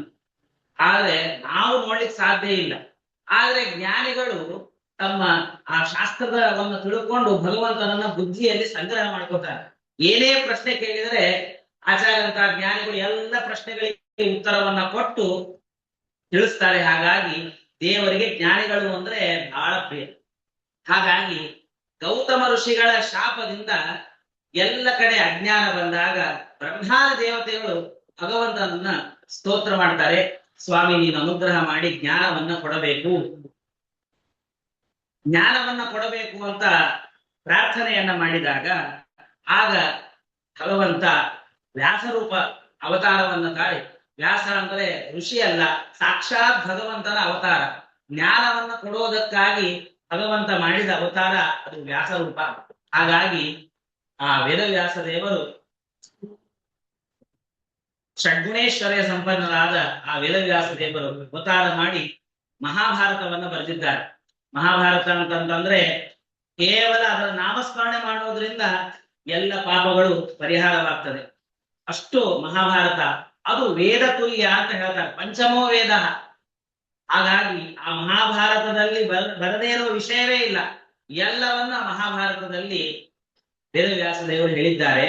ಆದ್ರೆ ಆ ಮಹಾಭಾರತದ ಅಕ್ಷರಕ್ಷರ ಜ್ಞಾನವನ್ನ ಮಾಡಿಕೊಳ್ಳುವುದಕ್ಕಾಗಿ ಅಧಿಕಾರಿಗಳು ನಾವಲ್ಲ, ದೇವತೆಗಳೇ ಅಧಿಕಾರಿಗಳು. ಹಾಗಾಗಿ ಆಚಾರ್ಯರು ಅದಕ್ಕೆ ನಿರ್ಣಯವನ್ನ ಬರೀತಾರೆ ಹೊರತು ಅದರ ಒಂದೊಂದು ಶ್ಲೋಕದ ಒಂದೊಂದು ಚಕಾರಕ್ಕಾಗಲಿ ಅನೇಕ ಶಬ್ದಗಳು, ಶ್ಲೋಕದಲ್ಲಿ ಬರುವ ಶಬ್ದಗಳಿಗೆ ಅನೇಕ ಅರ್ಥಗಳನ್ನ ಹೇಳಿ ಹೋಗೋದಿಲ್ಲ. ಯಾಕೆ ಅಂತಂದ್ರೆ ಅದನ್ನ ಅರ್ಥ ಮಾಡಿಕೊಳ್ಳುವಂತಹ ಯೋಗ್ಯತೆ ಕಲಿಯುಗದ ಮನುಷ್ಯರಿಗೆ ಇಲ್ಲ. ಆದ ಕಾರಣವಾಗಿ ಅದಕ್ಕೆ ತಾತ್ಪರ್ಯವನ್ನ ಬರೀತಾರೆ. ಆದರೆ ಈ ಭಾಗವತ ಪುರಾಣ ಪ್ರಸ್ಥಾನ ಅಂತ ಕರೀತಾರೆ. ಯಾಕೆ ಅಂತಂದ್ರೆ ಆಚಾರ್ಯರು ಎಲ್ಲ ಪುರಾಣಗಳಿಗೆ ಅರ್ಥವನ್ನ ಬರೀಲಿಲ್ಲ. 18 ಪುರಾಣಗಳು, ಆದ್ರೆ ಬರೆದಿದ್ದು ಒಂದೇ ಸಾತ್ವಿಕ ಪುರಾಣ, ಅದು ಶ್ರೀಮದ್ ಭಾಗವತ. ಈ ಭಾಗವತಕ್ಕೆ ಪುರಾಣಕ್ಕೆ ಅರ್ಥವನ್ನ ಬರಿಬೇಕಾದ್ರೆ ಆಚಾರ್ಯರಿಗೆ ಭಾಗವತ ಬರ್ಬೇಕಲ್ಲ ಅಂತ ಒಂದು ಪ್ರಶ್ನೆ, ಪ್ರವಚನ ಹೇಳಿ ಬರ್ಬೇಕಲ್ಲ ಅಂತ ಎರಡನೇ ಪ್ರಶ್ನೆ. ಮೂರನೇ ಪ್ರಶ್ನೆ, ಈ ಯಾಕೆ ಬರೆದ್ರು ಅಂತ ಅದಕ್ಕೆ ಹೇಳ್ತಾರೆ. ಮೊದಲಿಗೆ ಒಮ್ಮೆ ಒಂದು ಕಥೆ ಮಧ್ವ ವಿಜಯದಲ್ಲಿ ಬಹಳ ಸುಂದರವಾಗಿ ಆಚಾರ್ಯರು ನಿರೂಪಣೆ ಮಾಡ್ತಾರೆ. ಏನು ಅಂತಂದ್ರೆ ಅನೇಕ ಜನ ಶಿಷ್ಯಂದ್ರನ್ನ ಅಚ್ಯುತ ಪ್ರೇಕ್ಷಾಚಾರ್ಯರು ಕರೀತಾರೆ. ಹೇಗೆ ಆಚಾರ್ಯರು ಅನೇಕ ವಿದ್ವಾಂಸರಿಗೆ ಪಾರಾಯಣ ಮಾಡಿಸ್ತಾ ಇದ್ದಾರೋ ಹಾಗೆ ಅಚ್ಯುತ ಪ್ರೇಕ್ಷಾಚಾರ್ಯ ಅನೇಕ ಶಿಷ್ಯರನ್ನ ಕರೆದು ಭಾಗವತ ಪಾರಾಯಣ ಆಗಬೇಕು ಅಂತ ಪಾರಾಯಣ ಮಾಡಿಸ್ತಾರೆ. ಅಲ್ಲಿ ಪಂಚಮಸ್ಕರಣ ಪಾರಾಯಣ ಮಾಡ್ತಾ ಇರ್ಬೇಕಾದಾಗ ಒಬ್ಬ ಶಿಷ್ಯ ಪಾರಾಯಣ ಮಾಡ್ತಾ ಇರ್ಬೇಕಾದಾಗ ಒಂದು ರೀತಿಯಿಂದ ಪಾರಾಯಣವನ್ನ ಮಾಡ್ತಾರೆ. ಅಲ್ಲಿರುವ ಶ್ಲೋಕ ವ್ಯತ್ಯಾಸ, ಪದಗಳ ವ್ಯತ್ಯಾಸ ಬರುತ್ತೆ. ಮತ್ತೊಬ್ಬ ಹೇಳ್ತಾನೆ ಹಾಗೆ ಪದ ಇಲ್ಲ, ಇದು ಬೇರೆ ಪದ ಇದೆ ಅಂತ ಹೇಳ್ತಾರೆ. 5 ಜನ ಶಿಷ್ಯಂದ್ರು ಬೇರೆ ಬೇರೆ ರೀತಿಯಿಂದ ವಾಕ್ಯವನ್ನ ಓದ್ತಾರೆ. ಹಾಗಾದ್ರೆ ಅಚ್ಯುತ ಪ್ರೇಕ್ಷಾಚಾರ ಅಂತ ಭಾಗವತದ ಪಾಠದಲ್ಲಿ ಪಾಠ್ಯಕ್ರಮದಲ್ಲಿ ವ್ಯತ್ಯಾಸ ಇದೆ, ಹೇಗೆ ನಿರ್ಣಯ ಮಾಡಿಕೊಳ್ಳುವುದು ಅಂತ ಹೇಳಿ ನೋಡಬೇಕು ಅಂತ ಅಚ್ಯುತ ಪ್ರೇಕ್ಷಾಚಾರ್ಯ ಆ ಶಿಷ್ಯಂದ್ರ ಎದುರಿಗೆ ಹೇಳ್ತಾರೆ. ಆಗ ಆಚಾರ್ಯ ಮಧ್ವರು ಅವ್ರು ಹೇಳ್ತಾರೆ, ನಾನು ಇದಕ್ಕೆ ಸರಿಯಾದ ನಿರ್ಣಯವನ್ನ ಹೇಳ್ತೇನೆ, ಹೇಗೆ ಪಾಠ್ಯಕ್ರಮ ಹೇಗಿದೆ ಹಾಗೆ ನಾನು ಉಚ್ಚಾರಣೆ ಮಾಡ್ತೇನೆ ಅಂತ ಹೇಳಿ ಇಡೀ ಪಂಚಮ ಸ್ಕಂದವನ್ನ ಹೇಳ್ತಾರೆ. ಹೇಳಿದಾಗ ಎಲ್ಲ ಅಚ್ಯುತ ಪ್ರೇಕ್ಷಾಚಾರ್ಯರಿಗೆ, ಅಲ್ಲಿ ಬಂದ ಶಿಷ್ಯರಿಗೆ ಎಲ್ಲರಿಗೆ ಆಶ್ಚರ್ಯವಾಗಿ, ಇದನ್ನ ಹೇಗೆ ನೀವು ತಿಳ್ಕೊಂಡ್ರಿ ಅಂತಂದ್ರೆ ಆಗ ಹೇಳ್ತಾರೆ, ವೇದವ್ಯಾಸ ದೇವರ ಮುಖದಿಂದ ನಾನು ಈ ಭಾಗವತವನ್ನು ಶ್ರವಣ ಮಾಡಿದ್ದೇನೆ, ಅದು ಹೇಗೆ ಶ್ರವಣ ಮಾಡಿದ್ದೇನೋ ಹಾಗೆ ನಿಮಗೆ ಹೇಳ್ತಾ ಇದ್ದೇನೆ. ಈ ಜನ್ಮದಲ್ಲಿ ನಾನು ಕಲಿತದ್ದಲ್ಲ, ಜನ್ಮಾಂತರಗಳಲ್ಲಿ ಅಧ್ಯಯನ ಮಾಡಿದಂತಹ ಈ ಭಾಗವತ ಅಂತ. ಇದರಿಂದ ಸಿದ್ಧ ಆಗತ್ತೆ ಆಚಾರ್ಯರ ಮಧ್ವರಿಗೆ ಸಮಗ್ರ ಭಾಗವತ ಉದ್ಭುತವಾಗಿತ್ತು. ಇನ್ನೊಂದು ಪ್ರಶ್ನೆ ಬರ್ತದೆ, ಭಾಗವತ ತಾತ್ಪರ್ಯವನ್ನು ಯಾಕೆ ಬರೆದ್ರು ಅಂತಂದ್ರೆ ಅದಕ್ಕೆ ಅನೇಕ ಶಿಷ್ಯರು ಹೇಳ್ತಾರೆ, ಮಹಾಭಾರತ ಎಷ್ಟು ಕಠಿಣವಾಗಿದೆ ಅಷ್ಟು ಕಠಿಣವಾಗಿದೆ ಭಾಗವತ. ಪಂಡಿತರಿಗೂ ಕೂಡ ಅತ್ಯಂತ ಕಠಿಣವಾದ ವಿಷಯ, ಸುಲಭವಾಗಿ ಅರ್ಥವಾಗೋದಿಲ್ಲ. ಹಾಗಾಗಿ ವಿದ್ಯಾವತಾಂ ಭಾಗವತೆ ಪರೀಕ್ಷಾ ಅಂತಂತಾರೆ. ಅಂತಹ ಅತ್ಯಂತ ಕಠಿಣವಾದ ಈ ಭಾಗವತದ ಅರ್ಥವನ್ನು ನೀವು ನಮಗೆ ಬರೆದು ಕೊಡಬೇಕು ಅಂತ ಹೇಳಿದಾಗ, ಸುಲಲಿತವಾಗಿ ಭಾಗವತ ತಾತ್ಪರ್ಯ ಇಲ್ಲದೆ ಇದ್ದರೆ ಈ ಭಾಗವತದ ಅರ್ಥ ಜ್ಞಾನವೇ ಆಗೋದಿಲ್ಲ. ಜ್ಞಾನಿಗಳು ಈ ಕಥೆಯನ್ನ ಕೇಳ್ತಾ ಇದ್ರೆ ಕಥೆ ಕೇಳ್ಬೋದು, ಸಮಸ್ಯೆ ಬಂದಾಗ ಪರಿಹಾರ ಮಾಡಬೇಕು ಅಂತಂದ್ರೆ ಆಚಾರ್ಯರು ಇದ್ದರೆ ಪರಿಹಾರ ಮಾಡಬೇಕು. ಸುಲಲಿತವಾದ ಪದಗಳು, ಅನೇಕ ಕಷ್ಟವಾದ ವಿಷಯಗಳು, ಅದನ್ನ ಸುಲಭವಾಗಿ ಪರಿಹಾರ ಮಾಡುವಂತಹದ್ದು. ಮತ್ತೆ ಇದರ ವರ್ಣನೆಯನ್ನ ಮಾಡುವಾಗ ಹೇಳ್ತಾರೆ, ಬ್ರಹ್ಮಸೂತ್ರಗಳ ಸಾರಭೂತವಾದದ್ದು. ಅರ್ಥೋಯಂ ಬ್ರಹ್ಮಸೂತ್ರಾಣಂ. ಬ್ರಹ್ಮಸೂತ್ರ ಯಾವುದು? ಜನ್ಮಾದ್ಯಸ್ಯ ಯತಃ ಅಂತ ಎರಡನೇ ಸೂತ್ರ. ಯತಃ ಅಸ್ಯ ಜನ್ಮಾದಿ ತದ್ ಬ್ರಹ್ಮ. ಈ ಜಗತ್ತನ್ನ ಸೃಷ್ಟಿ ಮಾಡಿದವನು ಯಾರು? ಸ್ಥಿತಿಯನ್ನ ಮಾಡುವನು ಯಾರು? ನಾಶ ಮಾಡುವನು ಯಾರು? ವೇದಗಳು ಉಪನಿಷತ್ತುಗಳಲ್ಲಿ ಬ್ರಹ್ಮದೇವರು ಸೃಷ್ಟಿ ಮಾಡಿದ್ದಾರೆ, ರುದ್ರದೇವರು ನಾಶ ಮಾಡ್ತಾರೆ, ಸ್ಥಿತಿ ಮಾಡುವನು ವಿಷ್ಣು ಅಂತ ಇದೆ. ಆದ್ರೆ ಆಚಾರ್ಯರು ಹೇಳುವಂತಹದ್ದು ಮೂರನ್ನು ಮಾಡುವನು, ಜಗತ್ತಿಗೆ ಸೃಷ್ಟ್ಯಾದಿಗಳನ್ನ ಮಾಡುವನು ಭಗವಂತ. ಹಾಗಾಗಿ ಆ ಸೂತ್ರದ ಅರ್ಥ, ಬ್ರಹ್ಮಸೂತ್ರದ ಅರ್ಥವನ್ನ ಜನ್ಮಾದ್ಯಸ್ಯ ಯತೋನ್ಮಯಾದಿತರತಶ್ಚಾರ್ಥೇಶ ವಿಘ್ನಸ್ವರ ಅಂತ ಹೇಳಿ ವ್ಯಾಖ್ಯಾನವನ್ನು ಮಾಡ್ತಾರೆ. ಮತ್ತೆ ಗಾಯತ್ರಿಯಲ್ಲಿ ಮುಖ್ಯವಾಗಿ ಹೇಳಿದ್ದೇನು? ಸತ್ಯಂ ಪರಂ ಧೀಮಹಿ. ಸತ್ಯನಾಮಕ ಪರಮಾತ್ಮನನ್ನ ನಾವು ಧ್ಯಾನ ಮಾಡಬೇಕು. ದೇವರು ಪ್ರಸನ್ನನಾಗಬೇಕಾದ್ರೆ ಧ್ಯಾನ ಮಾಡಬೇಕು. ಧ್ಯಾನ ಮಾಡದೇ ಇದ್ರೆ ಭಗವಂತ ಪ್ರಸನ್ನನಾಗೋದಿಲ್ಲ. ಆ ಪ್ರಸನ್ನನಾಗುವುದಕ್ಕಾಗಿ ಅವನನ್ನ ಸತ್ಯ ಅಂತ ಧ್ಯಾನ ಮಾಡಬೇಕು. ಈ ಜಗತ್ತನ್ನ ಸೃಷ್ಟಿ ಮಾಡಿದ ಭಗವಂತ ಸುಳ್ಳಲ್ಲ, ಹಾಗಾಗಿ ಅವನು ಸತ್ಯ, ಮೂರ್ತಾಮೂರ್ತ ವಿಲಕ್ಷಣ. ಹೀಗೆ ಸತ್ಯ ಶಬ್ದಕ್ಕೆ ಅನೇಕ ಅರ್ಥಗಳನ್ನ ಹೇಳಿದ್ದಾರೆ. ಹಾಗಾಗಿ ಅಂತಹ ಸತ್ಯನಾಮಕ ಪರಮಾತ್ಮನನ್ನ ಧ್ಯಾನ ಮಾಡಬೇಕು ಅಂತ ಗಾಯತ್ರಿ ಮಂತ್ರದಲ್ಲಿ ಏನು ಹೇಳಿದ್ದಾರೋ ಅದಕ್ಕೆ ಭಾಷ್ಯ ರೂಪವಾಗಿದೆ. ಮತ್ತಷ್ಟೇ ಅಲ್ಲ, ಬರೀ ಅಣ್ಣ ತಮ್ಮಂದ್ರು ಜಗಳಾಡಿದ ಕಥೆಯನ್ನ ಹೇಳಿದ್ದಾರೆ. ಕೆಲವೊಬ್ರು ಹೇಳ್ತಾರೆ ಮನೆಯಲ್ಲಿ ಮಹಾಭಾರತ ಇಟ್ಕೊಂಡ್ರೆ ಮಹಾಭಾರತ ಆಗತ್ತೆ ಅಂತ ಹೇಳಿ. ಆಗೋದಿಲ್ಲ. ಈ ಪುರಾಣಗಳನ್ನ ಇಟ್ಕೊಂಡ್ರೆ ಆಚಾರ್ಯರು ಹೇಳಿದ ಹಾಗೆ ಇದು ಭಗವಂತನ ಪ್ರತಿಮೆ ಇದ್ದ ಹಾಗೆ. ಹಾಗಾಗಿ ವೇದಾರ್ಥ ಪರಿಭ್ರಮಿತ, ಎಲ್ಲ ವೇದಾರ್ಥಗಳನ್ನ ಇದರಲ್ಲಿ ಸಾರ ಇಟ್ಟಿದ್ದಾರೆ. ಹಾಗೆ ಪುರಾಣಾನಾಂ ಸಾರರೂಪ, ಎಲ್ಲ ಪುರಾಣಗಳಿಗೆ ಪುರಾಣ ರಾಜ ಅಂತಂದ್ರೆ ಅದು ಶ್ರೀಮದ್ ಭಾಗವತ ಅಂತಹ. ಮತ್ತೆ ಹೇಳಿದ್ ಯಾರೋ ಒಬ್ರು ಜ್ಞಾನಿಗಳು ಹೇಳಿಬಿಟ್ರು ಅಂತಲ್ಲ, ಸಾಕ್ಷಾತ್ ಭಗವದೋದಿತ ವೇದವ್ಯಾಸದೇವರು, ವೇದಗಳಿಗೆ ಮೀರಿದ ಅರ್ಥ ವೇದವ್ಯಾಸದೇವರಲ್ಲಿ ಇದೆ. ಅಂತಹ ವೇದವ್ಯಾಸದೇವರು ಹೇಳಿದ್ದು ಅಂತಹ ಶ್ರೇಷ್ಠವಾದಂತಹ ಈ ಭಾಗವತ ಎನ್ನುವಂತಹ ಪುರಾಣ. ಆ ಪುರಾಣಕ್ಕೆ ಅನೇಕ ಶಿಷ್ಯಂದರು ಕೇಳಿದಾಗ, ಪ್ರಾರ್ಥನೆಯನ್ನು ಮಾಡಿಕೊಂಡಾಗ ಭಾಗವತ ತಾತ್ಪರ್ಯವನ್ನ ಆಚಾರ್ಯ ಮಧ್ವರು ಬರೀತಾರೆ. ಅಷ್ಟೇ ಅಲ್ಲ, ಋಷಿಕೇಶ ತೀರ್ಥರು ಪ್ರಾರ್ಥನೆಯನ್ನ ಮಾಡ್ತಾರೆ. ಆಚಾರ್ಯ ಮಧ್ವರಿಗೆ ದೊಡ್ಡ ಸಭೆ, ರಾಜ ಸಭೆ ನಿರ್ಮಾಣ ಮಾಡಿರ್ತಾರೆ. ಆ ಸಭೆಯಲ್ಲಿ ಪ್ರಾರ್ಥನೆಯನ್ನು ಮಾಡ್ತಾರೆ. ಹಾಗಾದ್ರೆ ಆಚಾರ್ಯರಿಂದ ಈ ಭಾಗವತ ಕಥಾಶ್ರವಣವಾಗಬೇಕು ಅಂತ ಹೇಳಿದಾಗ ಎಲ್ಲ ಜನರಿಗೆ ಮುಖೋದ್ಗತವಾಗಿ ಆಚಾರ್ಯ ಮಧ್ವರು ಭಾಗವತವನ್ನ ಪ್ರವಚನ ಮಾಡ್ತಾರೆ. ಹಾಗಾಗಿ ನಮ್ಮ ಆಚಾರ್ಯ ಮಧ್ವರಿಗೆ ಜಗದ್ಗುರುಗಳು ಅಂತ ನಾವು ಕರಿತೇವೆ. ಯಾಕೆ ಅಂತಂದ್ರೆ ಯಾರನ್ನ ಗುರುಗಳು ಅಂತ ಕರಿಬೇಕು ಅಂತಂದ್ರೆ ಹೇಳ್ತಾರೆ, ಅಸಂಶಯ ಸಂಶಯ ಚೇತು ಗುರುರುಕ್ತೋ ಮನೀಷಿಭಿ. ಯಾರಿಗೆ ಸಂಶಯ ಇಲ್ಲ, ಯಾರು ಮತ್ತೊಬ್ಬರ ಸಂಶಯವನ್ನ ಪರಿಹಾರ ಮಾಡ್ತಾರೋ ಅವರಿಗೆ ಗುರುಗಳು ಅಂತ ಕರೀತಾರೆ. ಹಾಗಾಗಿ ಅಂತಹ ಜಗತ್ತಿಗೆ ಗುರುಗಳಾದ, ರುದ್ರಾದಿಗಳಿಗೆ ಬಂದಂತಹ ಸಂಶಯವನ್ನ ಪರಿಹಾರ ಮಾಡುವಂತಹ ಜಗದ್ಗುರುಗಳಾದ ಮಧ್ವಾಚಾರ್ಯರು. ಹಾಗಾಗೇನೆ ವಾಯುದೇವರ ತೀರ್ಥವನ್ನು ಸ್ವೀಕಾರ ಮಾಡಬೇಕು ಅಂತ ಹೇಳ್ತಾರೆ. ಯಾಕೆ ಅಂತಂದ್ರೆ ಅವರಿಗೆ ಅಸುರಾವೇಶ ಇಲ್ಲ. ವಾಯುದೇವರಿಗೆ. ಪಾಪಾವಿದ್ಯ ದೈತ್ಯ ಪೂಗಾವಿದ್ದ, ಅಸುರಾವೇಶ ಅವರಿಗೆ ಇಲ್ಲ. ಹಾಗಾಗಿ ಅಸುರಾವೇಶ ಇಲ್ಲದಂತಹ ವಾಯುದೇವರ ತೀರ್ಥವನ್ನು ನಾವು ಸ್ವೀಕಾರ ಮಾಡಿಕೊಂಡ್ರೆ ಕ್ಷಣಕ್ಕೆ ಪಾಪಗಳನ್ನು ಮಾಡ್ತಿರ್ತೇವೆ, ಆದ್ರೆ ಅದನ್ನ ಸ್ವೀಕಾರ ಮಾಡಿದ್ರೆ ಯಾವ ಪಾಪಗಳು ಭಗವಂತ ನಮ್ಮಿಂದ ಮಾಡಿಸಿಕೊಳ್ಳುವುದಿಲ್ಲ. ಹಾಗಾಗಿ ಹಾಗಾಗಿ ಅಂತಹ ಆ ಭಗವಂತನ ಮಹಿಮೆ, ವಿಶೇಷವಾಗಿ ಆ ಭಾಗವತ ಧರ್ಮ, ತ್ರಿವಿಶದ್ ಭಾಗವತ ಧರ್ಮಗಳ ಮಹಿಮೆಯನ್ನ ಭಾಗವತದಲ್ಲಿ ವಿಶೇಷವಾಗಿ ಹೇಳಿದ್ದಾರೆ. ಅಧಿಕಾರಿಗಳು ಯಾರು ಅಂತ ಕೇಳಿದಾಗ, ತಿತಿಕ್ಷವಃ ಕಾರುಣಿಕಾಃ ಸಹೃದ ಸರ್ವದೇಹಿನಾಂ ಅಜಾತ ಶಸ್ತ್ರವಶಾಂತಾಃ ಸಾಧವ ಸಾಧುಭೂಷಿತಾಃ ಮೈ ಅನನ್ಯೇನ ಭಾವೇನ ಭಕ್ತಿಂ ಕುರುವಂತಿ ಯೇ ದೃಢ.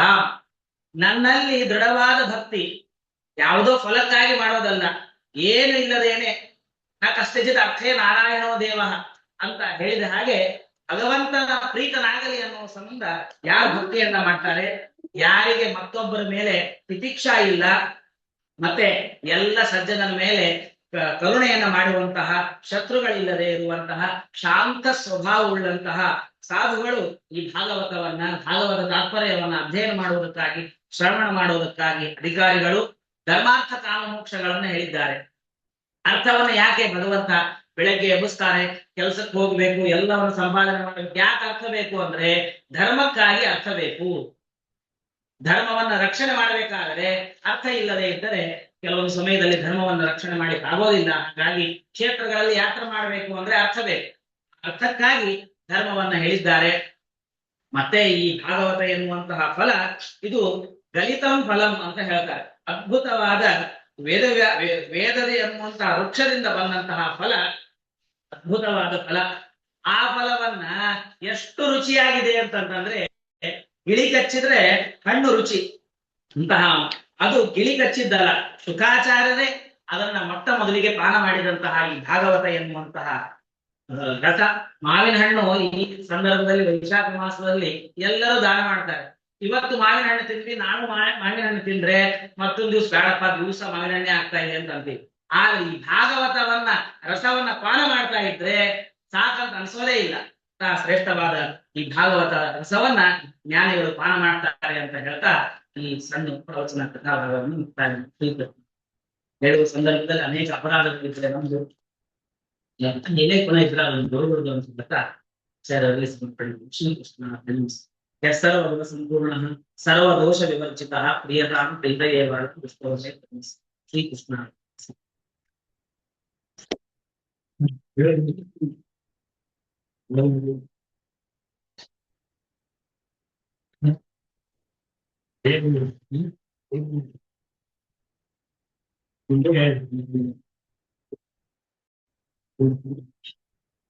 ಶ್ರೀ ಗುರುಭ್ಯೋ ನಮಃ. ಹರಿ ಓಂ.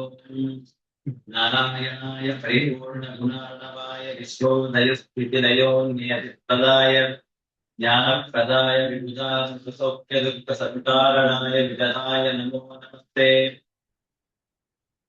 ಧರ್ಮ ವಿಜ್ಞಾನ ವೈರಾಗ್ಯ ಪರಮೇಶ್ವರ್ಯ ಸಾಯನಃ ಆನಂದತೀರ್ಥ ಭಗವತ್ಪಾದಾನ್ ವೀಳೆ ನಿರಂತರಂ ಅವಧೇರನುಭಾವಾದೇಡಮುಖೇಪಿ ವಾಗ್ಮೇ ಜಡಂತಿರಪಿ ಜಂತರ್ಜಾಯತೆ ಪ್ರಾಜ್ಞಮೋ ವಿಧಿಂ ಸಕಲವಚನಚೇತೋ ದೇವತಾ ಭಾರತೀ ಸಾ ಮಮ ವಚಸಿ ನಿಧತ್ತಾಂ ಸಂಯಯಂ ಮಾನಸೇ ಚ.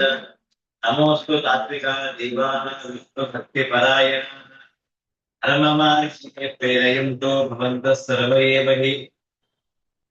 ನವಮಿನ್ ಯಾಯ ಸುಧಾಧಿಕೃತ್ಯೆ ಮುನೀನ್ ಶ್ರೀಪಾದರಾಮಸನ್ಮಣೀನ್ ವ್ಯಾಸಾರ್ಯಾನ್ ವಿವಿಧಾ ಗಮಾಬ್ಧಿ ವಿಹರಾನ್ ಶ್ರೀ ವಾದಿರಾಜಾನಪಿ ವಂದೇ ಹಂಸವರಾನ್ ರಘೋತ್ತಮ ಗುರುನ್ ವೈದಗ್ಧ್ಯವಾರಾನ್ ನಿಧೀನ್ ಶ್ರೀ ಸತ್ಯೋಗತ ರಾಘವೇನ್ ಸಂಶೋಧ ಸಜ್ಞಾನ ವಿದ್ಯಾಯಾಂ ವಿಮೃದಾಚಾರ್ಯಂ ವೇದಜ್ಞಾನಾಭ್ಯುಜಂಜರಂ ದುರ್ಮತತ್ವಾಂತ ಮಾರ್ಕಂಡಂ ಸತ್ಯಜ್ಞಾನ ಮುನಿಂ ಭಜೆ. ಸತ್ಯಾಭಿಜ್ಞಕರಾಬ್ಜೋತ್ಥಾನ್ ಪಂಚಾಶದ್ವರಜ ಪೂಜಕಾನ್ ಸತ್ಯಪ್ರಮೋದ ತೀರ್ಥಾರ್ಯಾನ್ ಮೋಮಿನ್ಯಾಯ ಧೃತಾರತ ಶಾಸ್ತ್ರೇಷು ಪಾರದೃಷ್ಟಾನ್ ಶಾಸ್ತ್ರಜ್ಞೇಷು ತವತ್ಸರಂ ಧೀರಭಕ್ತೋದ್ಧಾರಕರಂ ಸತ್ಯಾತ್ಮಾನಂ ಗುರುಂ ಭಜೆ. ವಿದ್ಯಾಪೀಠ ವಿಧಾತಾರಂ ವಿದ್ಯಾವಾರಿಧಿಜಂದಿರಂ ವಿದ್ಯಾರ್ಥಿ ಭಕ್ತರಂ ವಂದೇ ಮಹಾಮಹಿಮ ಸದ್ಗುರುಂ ಆಪಾದಮೂಲಿ ಪರ್ಯಂತಂ ಗುರುಣಾಂ ಆಕೃತಿಂ ಸ್ಮರೆ ತೇನ ವಿಘ್ನಾಃ ಪ್ರಣಶ್ಯಂತಿ ಸಿದ್ಧ್ಯಂತಿ ಚ ಮನೋರಥಾಃ. ಬುಧೈರಪಿ ಸುದುರ್ಬೋಧೆ ಗಂಧೇಯನ್ ಮಮ ಸನಾಂಸಂ ಯತ್ಪಾರಯಂತಿ ನಿಪುಣಾಃ ಗುರುಪಾದರಜತ್ಕಣಾಃ. ಶ್ರೀ ಗುರುಭ್ಯೋ ನಮಃ. ಶ್ರೀ ಗುರುಭ್ಯೋ ನಮಃ. ವಿಶೇಷವಾಗಿ ಇಂದಿನ ಈ ಶುಭ ದಿನದಲ್ಲಿ ಎಲ್ಲ ಆಚಾರ್ಯರು ವಿಶೇಷವಾಗಿ ಮೂಲ ಗ್ರಂಥಗಳ ಪಾರಾಯಣವನ್ನು ಮಾಡ್ತಾ ಇದ್ದಾರೆ. ಅದೇ ರೀತಿಯಾಗಿ ಪ್ರವಚನವನ್ನು ಕೂಡ ಎಲ್ಲರೂ ಕೂಡ ಕೇಳ್ತಾ ಇದ್ದೀರಾ. ಅದೇ ರೀತಿಯಾಗಿ ನಮ್ಮದು ಒಂದೆರಡು ಮಾತು ಏನು ಅಂತಂದ್ರೆ, ಪ್ರವಚನವನ್ನು ಹೇಳೋದು ಅಂದ್ರೆ ಏನು, ಆ ಗುರುಗಳ ಹೇಳಿಕೊಟ್ಟಿರ್ತಕ್ಕಂಥದ್ದನ್ನು ನಾವು ಒಂದೆರಡು ಮಾತನ್ನು ಅನುವಾದ ಮಾಡಬೇಕು. ಯಾಕೆಂದ್ರೆ ಸರ್ವಮೂಲಗಳ ಪಾಠವನ್ನು ಹೇಳುವುದು, ಕೇಳುವುದು ಅಥವಾ ಅದರ ಶ್ರವಣ ಮಾಡುವುದೇ ಮಹಾಪುಣ್ಯ. ಆಚಾರ್ಯ ಹೇಳಿ ತಿಳಿಸಿಕೊಟ್ರು ಎಷ್ಟು ಪುಣ್ಯ ಇದೆ ಅಂತ. ಅಂತಹ ಪುಣ್ಯವಾಗಿರ್ತಕ್ಕಂತಹ ಕೆಲಸವನ್ನು ಇಂತಹ ಈ ಅಧಿಕ ಮಾಸದಲ್ಲಿ ಹೇಳಿದಾಗ ಅಧಿಕಸ್ಥೆ ಅಧಿಕಂ ಫಲಂ ಅಂತ ನಾವು ಕೇಳ್ತೀವಿ. ಏನು ಅಧಿಕವಾದ ಫಲ ಅಂತ ಅನ್ನೋದು ನಮಗೆ ನಿಶ್ಚಿತವಾಗಿ ದೊರೆಯುತ್ತದೆ. ಇಂತಹ ವಿಶೇಷವಾಗಿರ್ತಕ್ಕಂತಹ ಈ ಪೂರ್ವಕಾಲದಲ್ಲಿ ನನ್ನ ಒಂದೆರಡು ಶ್ರೀಮದ್ ಆಚಾರ್ಯರ ಶಾಸ್ತ್ರದ ಎರಡು ಮಾತುಗಳನ್ನು ಹೇಳುವ ಪ್ರಯತ್ನವನ್ನು ಮಾಡ್ತೇನೆ. ಶ್ರೀಮನ್ ಮಹಾಭಾರತದ 12ನೇ ಅಧ್ಯಾಯದಲ್ಲಿ ಈ ಸುಂದರ ಕಾಂಡದ ವಿಶೇಷವಾಗಿರ್ತಕ್ಕಂತಹ ವರ್ಣನೆಯನ್ನು ಅಲ್ಲಿ ಮಾಡಿದ್ದಾರೆ. ಯಾಕೆಂದ್ರೆ ಈ ಸುಂದರ ಕಾಂಡ ಅಂತ ಅನ್ನೋದು 68 ಅಧ್ಯಾಯಗಳಲ್ಲಿ ಇರ್ತಕ್ಕಂಥ ರಾಮಾಯಣದಲ್ಲಿ. ಆದರೆ 68 ಅಧ್ಯಾಯಗಳಲ್ಲಿ ಅನೇಕ ಶ್ಲೋಕಗಳು. ಹೀಗೆ ಅದನ್ನು ಕೇವಲ ನಮ್ಮೆಲ್ಲರಿಗೂ ಕೂಡ ಸರಳವಾಗಿ ಗೊತ್ತಾಗಲಿ ಎನ್ನುವುದಕ್ಕಾಗಿ ಶ್ರೀಮದಾಚಾರ್ಯರು ಕೇವಲ 50 ಶ್ಲೋಕಗಳಲ್ಲಿ ಅದನ್ನು ನಮಗೆ ಪ್ರತಿನಿತ್ಯದಲ್ಲಿಯೂ ಪಾರಾಯಣ ಆಗುವಂತೆ ಅಥವಾ ಆ ಪಾರಾಯಣದಿಂದಾಗಿ ವಿಶೇಷವಾಗಿರ್ತಕ್ಕಂತಹ ಕಾರ್ಯಸಿದ್ಧಿ, ನಾವೇನಾದ್ರೂ ಕಷ್ಟದಲ್ಲಿದ್ದಾಗ, ಏನೋ ಕಾರ್ಯ ಆಗಬೇಕು ಅಂತಂದಾಗ ನಾವು ಹಿರಿಯರು ಗುರುಗಳ ಹತ್ರ ಕೇಳಿದಾಗ ಗುರುಗಳು ಹೇಳುವಂತಹ ಮೊದಲನೇದೇನಪ್ಪಾ ಅಂದ್ರೆ, ನೀವು ಪಾರಾಯಣವನ್ನು ಮಾಡಿ, ಏನು ಸುಂದರ ಕಾಂಡವನ್ನು ಪಾರಾಯಣ ಮಾಡಿ. ಯಾಕೆ? ಕಾರ್ಯಸಿದ್ಧಿ ಆಗ್ಬೇಕಾಗಿದೆ, ಕೆಲಸ ಸಂಪೂರ್ಣವಾಗಿ ಆಗಬೇಕು. ಯಾಕೆ? ಇಲ್ಲಿ ಏನು ಹನುಮಂತ ದೇವರು ಏನ್ ಮಾಡಿದ್ರು ಅಂದ್ರೆ, ಪರಮಾತ್ಮ ಕೊಟ್ಟಂತಹ ಕೆಲಸವನ್ನು ಸಂಪೂರ್ಣವಾಗಿ ಮುಗಿಸಿಕೊಂಡು ಬಂದರು. ಅಂದ್ರೆ ಹೋದಂತಹ ಕೆಲಸ ಅರ್ಧಂಗೆ ನಿಲ್ಲಿಲ್ಲ ಎಲ್ಲೋ. ಹನುಮಂತ ದೇವರು ಹೋದ್ರು, ಅರ್ಧ ಸಮುದ್ರ ಹಾರಿದ್ರು, ಅಲ್ಲಿ ಅವರಿಗೆ ಸುಸ್ತಾಯ್ತು, ಮತ್ತೆ ವಾಪಸ್ ಬಂದ್ಬಿಟ್ರು ಅಂತಿಲ್ಲ. ಅಥವಾ ಸಂಪೂರ್ಣವಾಗಿ ಸಮುದ್ರ ಮೇಲೇನೋ ಹಾರಿದ್ರು, ಆದ್ರೆ ಲಂಕಾಪಟ್ಟಣಕ್ಕೆ ಹೋಗ್ಲಿಕ್ಕೆ ಆಗ್ಲಿಲ್ಲ ಅವರಿಗೆ ಅಂತ ಹೇಳಿ ಅರ್ಧಕ್ಕೆ ಬಿಟ್ಟು ಬರಿಲ್ಲ. ಲಂಕಾಪಟ್ಟಣಕ್ಕೆ ಹೋದ್ರು, ರಾಮದೇವ್ ಹೇಳ್ತಕ್ಕಂಥ ಸೀತೆ ಹುಡುಕ್ಲಿಲ್ಲ, ಮುಂದೆ ಇನ್ನೇನೋ ಕೆಲಸಗಳಿತ್ತು ಅದೇನು ಮಾಡಿಲ್ಲ ಅಂತಿಲ್ಲ. ಎಲ್ಲಾ ಕೆಲಸವನ್ನು ಮಾಡಿದ್ರು. ಏನ್ ಮಾಡಿದ್ರು? ಇಲ್ಲಿ ಪರಮಾತ್ಮನ ಹತ್ತಿರದಿಂದಾಗಿ ಅನುಜ್ಞೆಯನ್ನು ಪಡೆದುಕೊಂಡು ಏನು ಆ ಸಮುದ್ರವನ್ನು ದಾಟಿ ಅಲ್ಲಿ ಹೋಗಿ ಸೀತಾದೇವಿಯನ್ನು ಹುಡುಕಿ ಅಲ್ಲಿ ಸೀತಾಕೃತಿಯನ್ನು ಪರಮಾತ್ಮನ ಹೇಳಿದಂತೆ ತಾನು ಭೇಟಿಯಾಗಿ ಪರಮಾತ್ಮನ ಎಲ್ಲ ವಿಚಾರವನ್ನು ತಿಳಿಸಿ ಕೊನೆಗೆ ಆ ಸೀತಾದೇವಿ ಕೊಟ್ಟಂತಹ ಅವುಗಳನ್ನು ತಂದು ಪರಮಾತ್ಮನಿಗೆ ಒಪ್ಪಿಸುವವರೆಗೂ ಕೂಡ ಅದು ಒಂದು ಸಂಪೂರ್ಣವಾದಂತಹ ಕೆಲಸ.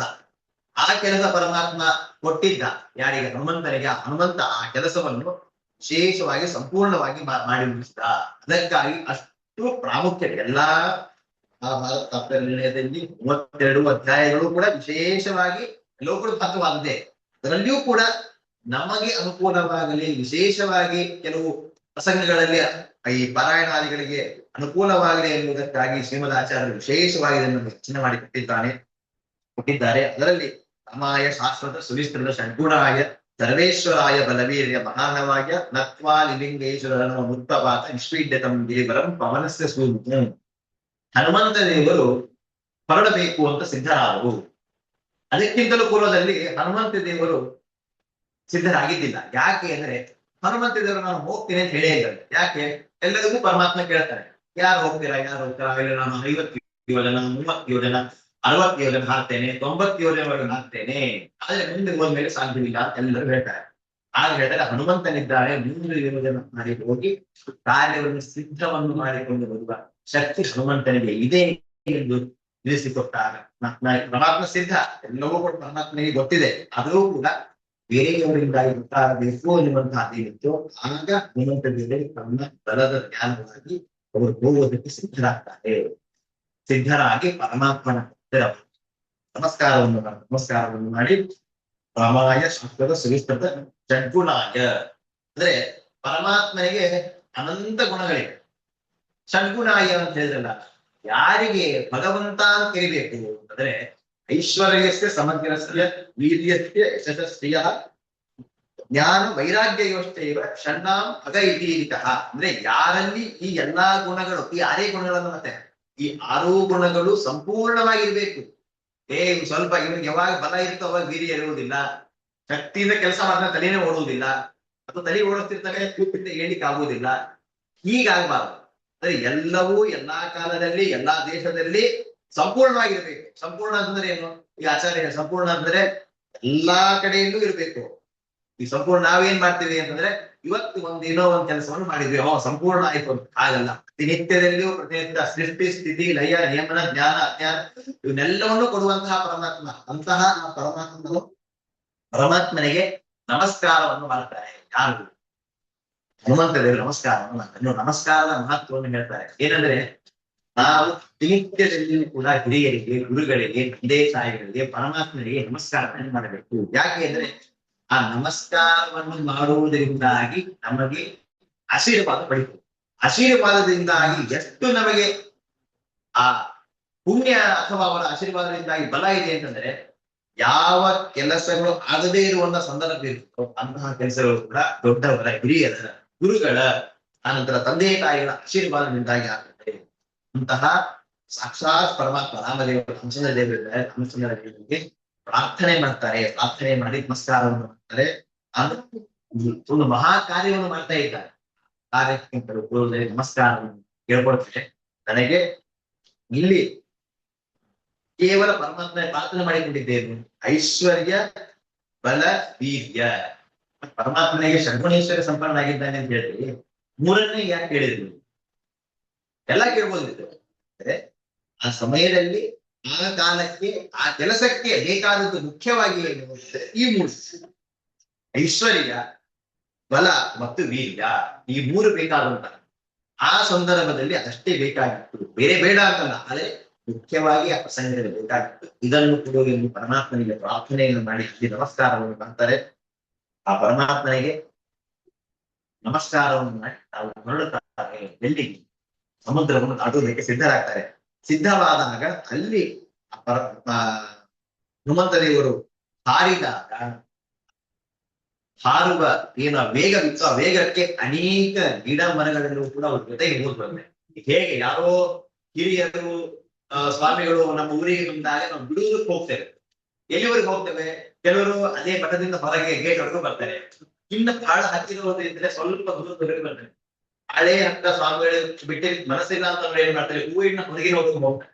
ಹಾಗೆ ಹನುಮಂತ ದೇವರು ಆ ಪರ್ವತದಿಂದಾಗಿ ಹಾಗೆ ಹೋಗಬೇಕಾದಾಗ ಅದರ ಹಿಂದೆ ಎಷ್ಟೋ ಮರಗಳು, ಗಿಡಗಳು ಪರ್ವತದಿಂದ ಹಿಂದೆ ಬಂದಾಗ ಅವೆಲ್ಲವೂ ಹೇಳ್ಕೊಂಡು ಹನುಮಂತ ದೇವರು ಅಂತ ಹೇಳ್ಕೊಂಡು ಬಂತೆ, ನಿಮ್ಮನ್ನು ಬಿಟ್ಟು ನಮ್ಗೆ ಹೋಗ್ಲಿಕ್ಕೆ ಸಾಧ್ಯ ದಿನ ಇದೇ ಕಾಲದಲ್ಲಿ ಇದ್ರಿ, ನೀವು ಬಿಟ್ಟು ಹೋಗ್ಲಿಕ್ಕೆ ಸಾಧ್ಯವಿಲ್ಲ ಅಂತ ಹೇಳ್ಕೊಂಡು ಹಂಗೆ ಎಲ್ಲಾ ಗಿಡಗಳು ಆ ಹನುಮಂತ ದೇವರು ಹಾರಿದ ವೇಗಕ್ಕೆ ಎಲ್ಲಾ ಬಂದಾಗ ಹನುಮಂತ ದೇವರು ಹೇಳ್ತಾರೆ. ಮನೆ ಏನ್ ಮಾಡ್ತಾರೆ ಗುರುಗಳನ್ನ ಹೋದಾಗ, ಆಯ್ತು ಹೋಗ್ ಬನ್ನಿ ಎಲ್ಲ ಒಳ್ಳೇದಾಗುತ್ತೆ ಅಂತ ಹೇಳ್ತಾರೆ. ಹಾಗೆ ಹನುಮಂತ ದೇವರ ಮೇಲೆ ಆಶೀರ್ವಾದ ಮಾಡಿ ಕೊಟ್ಟು ಕಳಿಸುತ್ತೆ. ಹನುಮಂತ ದೇವರ ಮತ್ತೆ ಮೇಲಕ್ಕೆ ಹರಿದಾಗ ಅಲ್ಲಿ ಹನುಮಂತ ದೇವರು ಬಹಳ ಮೇಲಕ್ಕೆ ಹರಿತಾರೆ.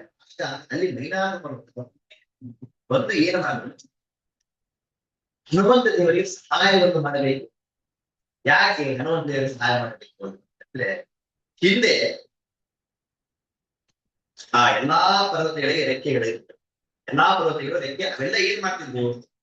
ತಮ್ಮ ತಮ್ಮ ಸ್ವೇಚ್ಛೆಗೆ ಬಂದಂತೆ ತಮ್ಮ ತಮ್ಮ ಇಚ್ಛೆ. ಇಲ್ಲಿದ್ದೇವೆ ನಾವು, ಮರಳಿನ ಇನ್ನೊಂದು ಊರಿಗೆ ಹೋಗ್ಬೇಕು ಅಂತ ತಲೆಯಲ್ಲಿ ಬಂತು ಅಂದ್ರೆ ಯಾರೋ ಒಬ್ಬ ಋಷಿಗಳು ಮುನಿಗಳು ಇರುವಂತಹ ಊರುಗಳು ಅದರಲ್ಲಿ ಹೋಗಿ ಅದು ಸ್ಥಾಪನೆ ಆಗಬೇಕು. ಅಲ್ಲಿ ಇರ್ತಕ್ಕಂಥ ಎಲ್ಲವೂ ಧ್ವಂಸ ಮಾಡಿ ಅಲ್ಲಿಯ ಪರ್ವತ ಹೋಗ್ಬೋದು. ಆ ಇರುವ ಎಲ್ಲರೂ ಕೂಡ ಪರಮಾತ್ಮನಿಗೆ ಪ್ರಾರ್ಥನೆ ಮಾಡ್ತಾರೆ. ಪ್ರಾರ್ಥನೆ ಮಾಡಿದಾಗ ವಾಯುದೇವರು ಏನು ಮಾಡಿರ್ತಾರೆ, ಇಂದ್ರ ಬಂದು ತನ್ನ ವಜ್ರಾಯದಿಂದಾಗಿ ಪರ್ವತನ ರೆಕ್ಕೆಯನ್ನು ಬೆಳೆದ್ಬಿಟ್ಟಿರ್ತಾರೆ. ಆಗ ವಾಯುದೇವರು ಈ ವೈನಾಥ ಉಳಿಸಿರ್ತಾರೆ. ಯಾಕೆ ಅಂದ್ರೆ ಸಮುದ್ರದಲ್ಲಿ ಒಳಕ್ಕೆ ಹೋಗುವಂತೆ ಅದಕ್ಕೆ ಅನುಗ್ರಹವನ್ನು ಮಾಡಿ ಇಂದ್ರ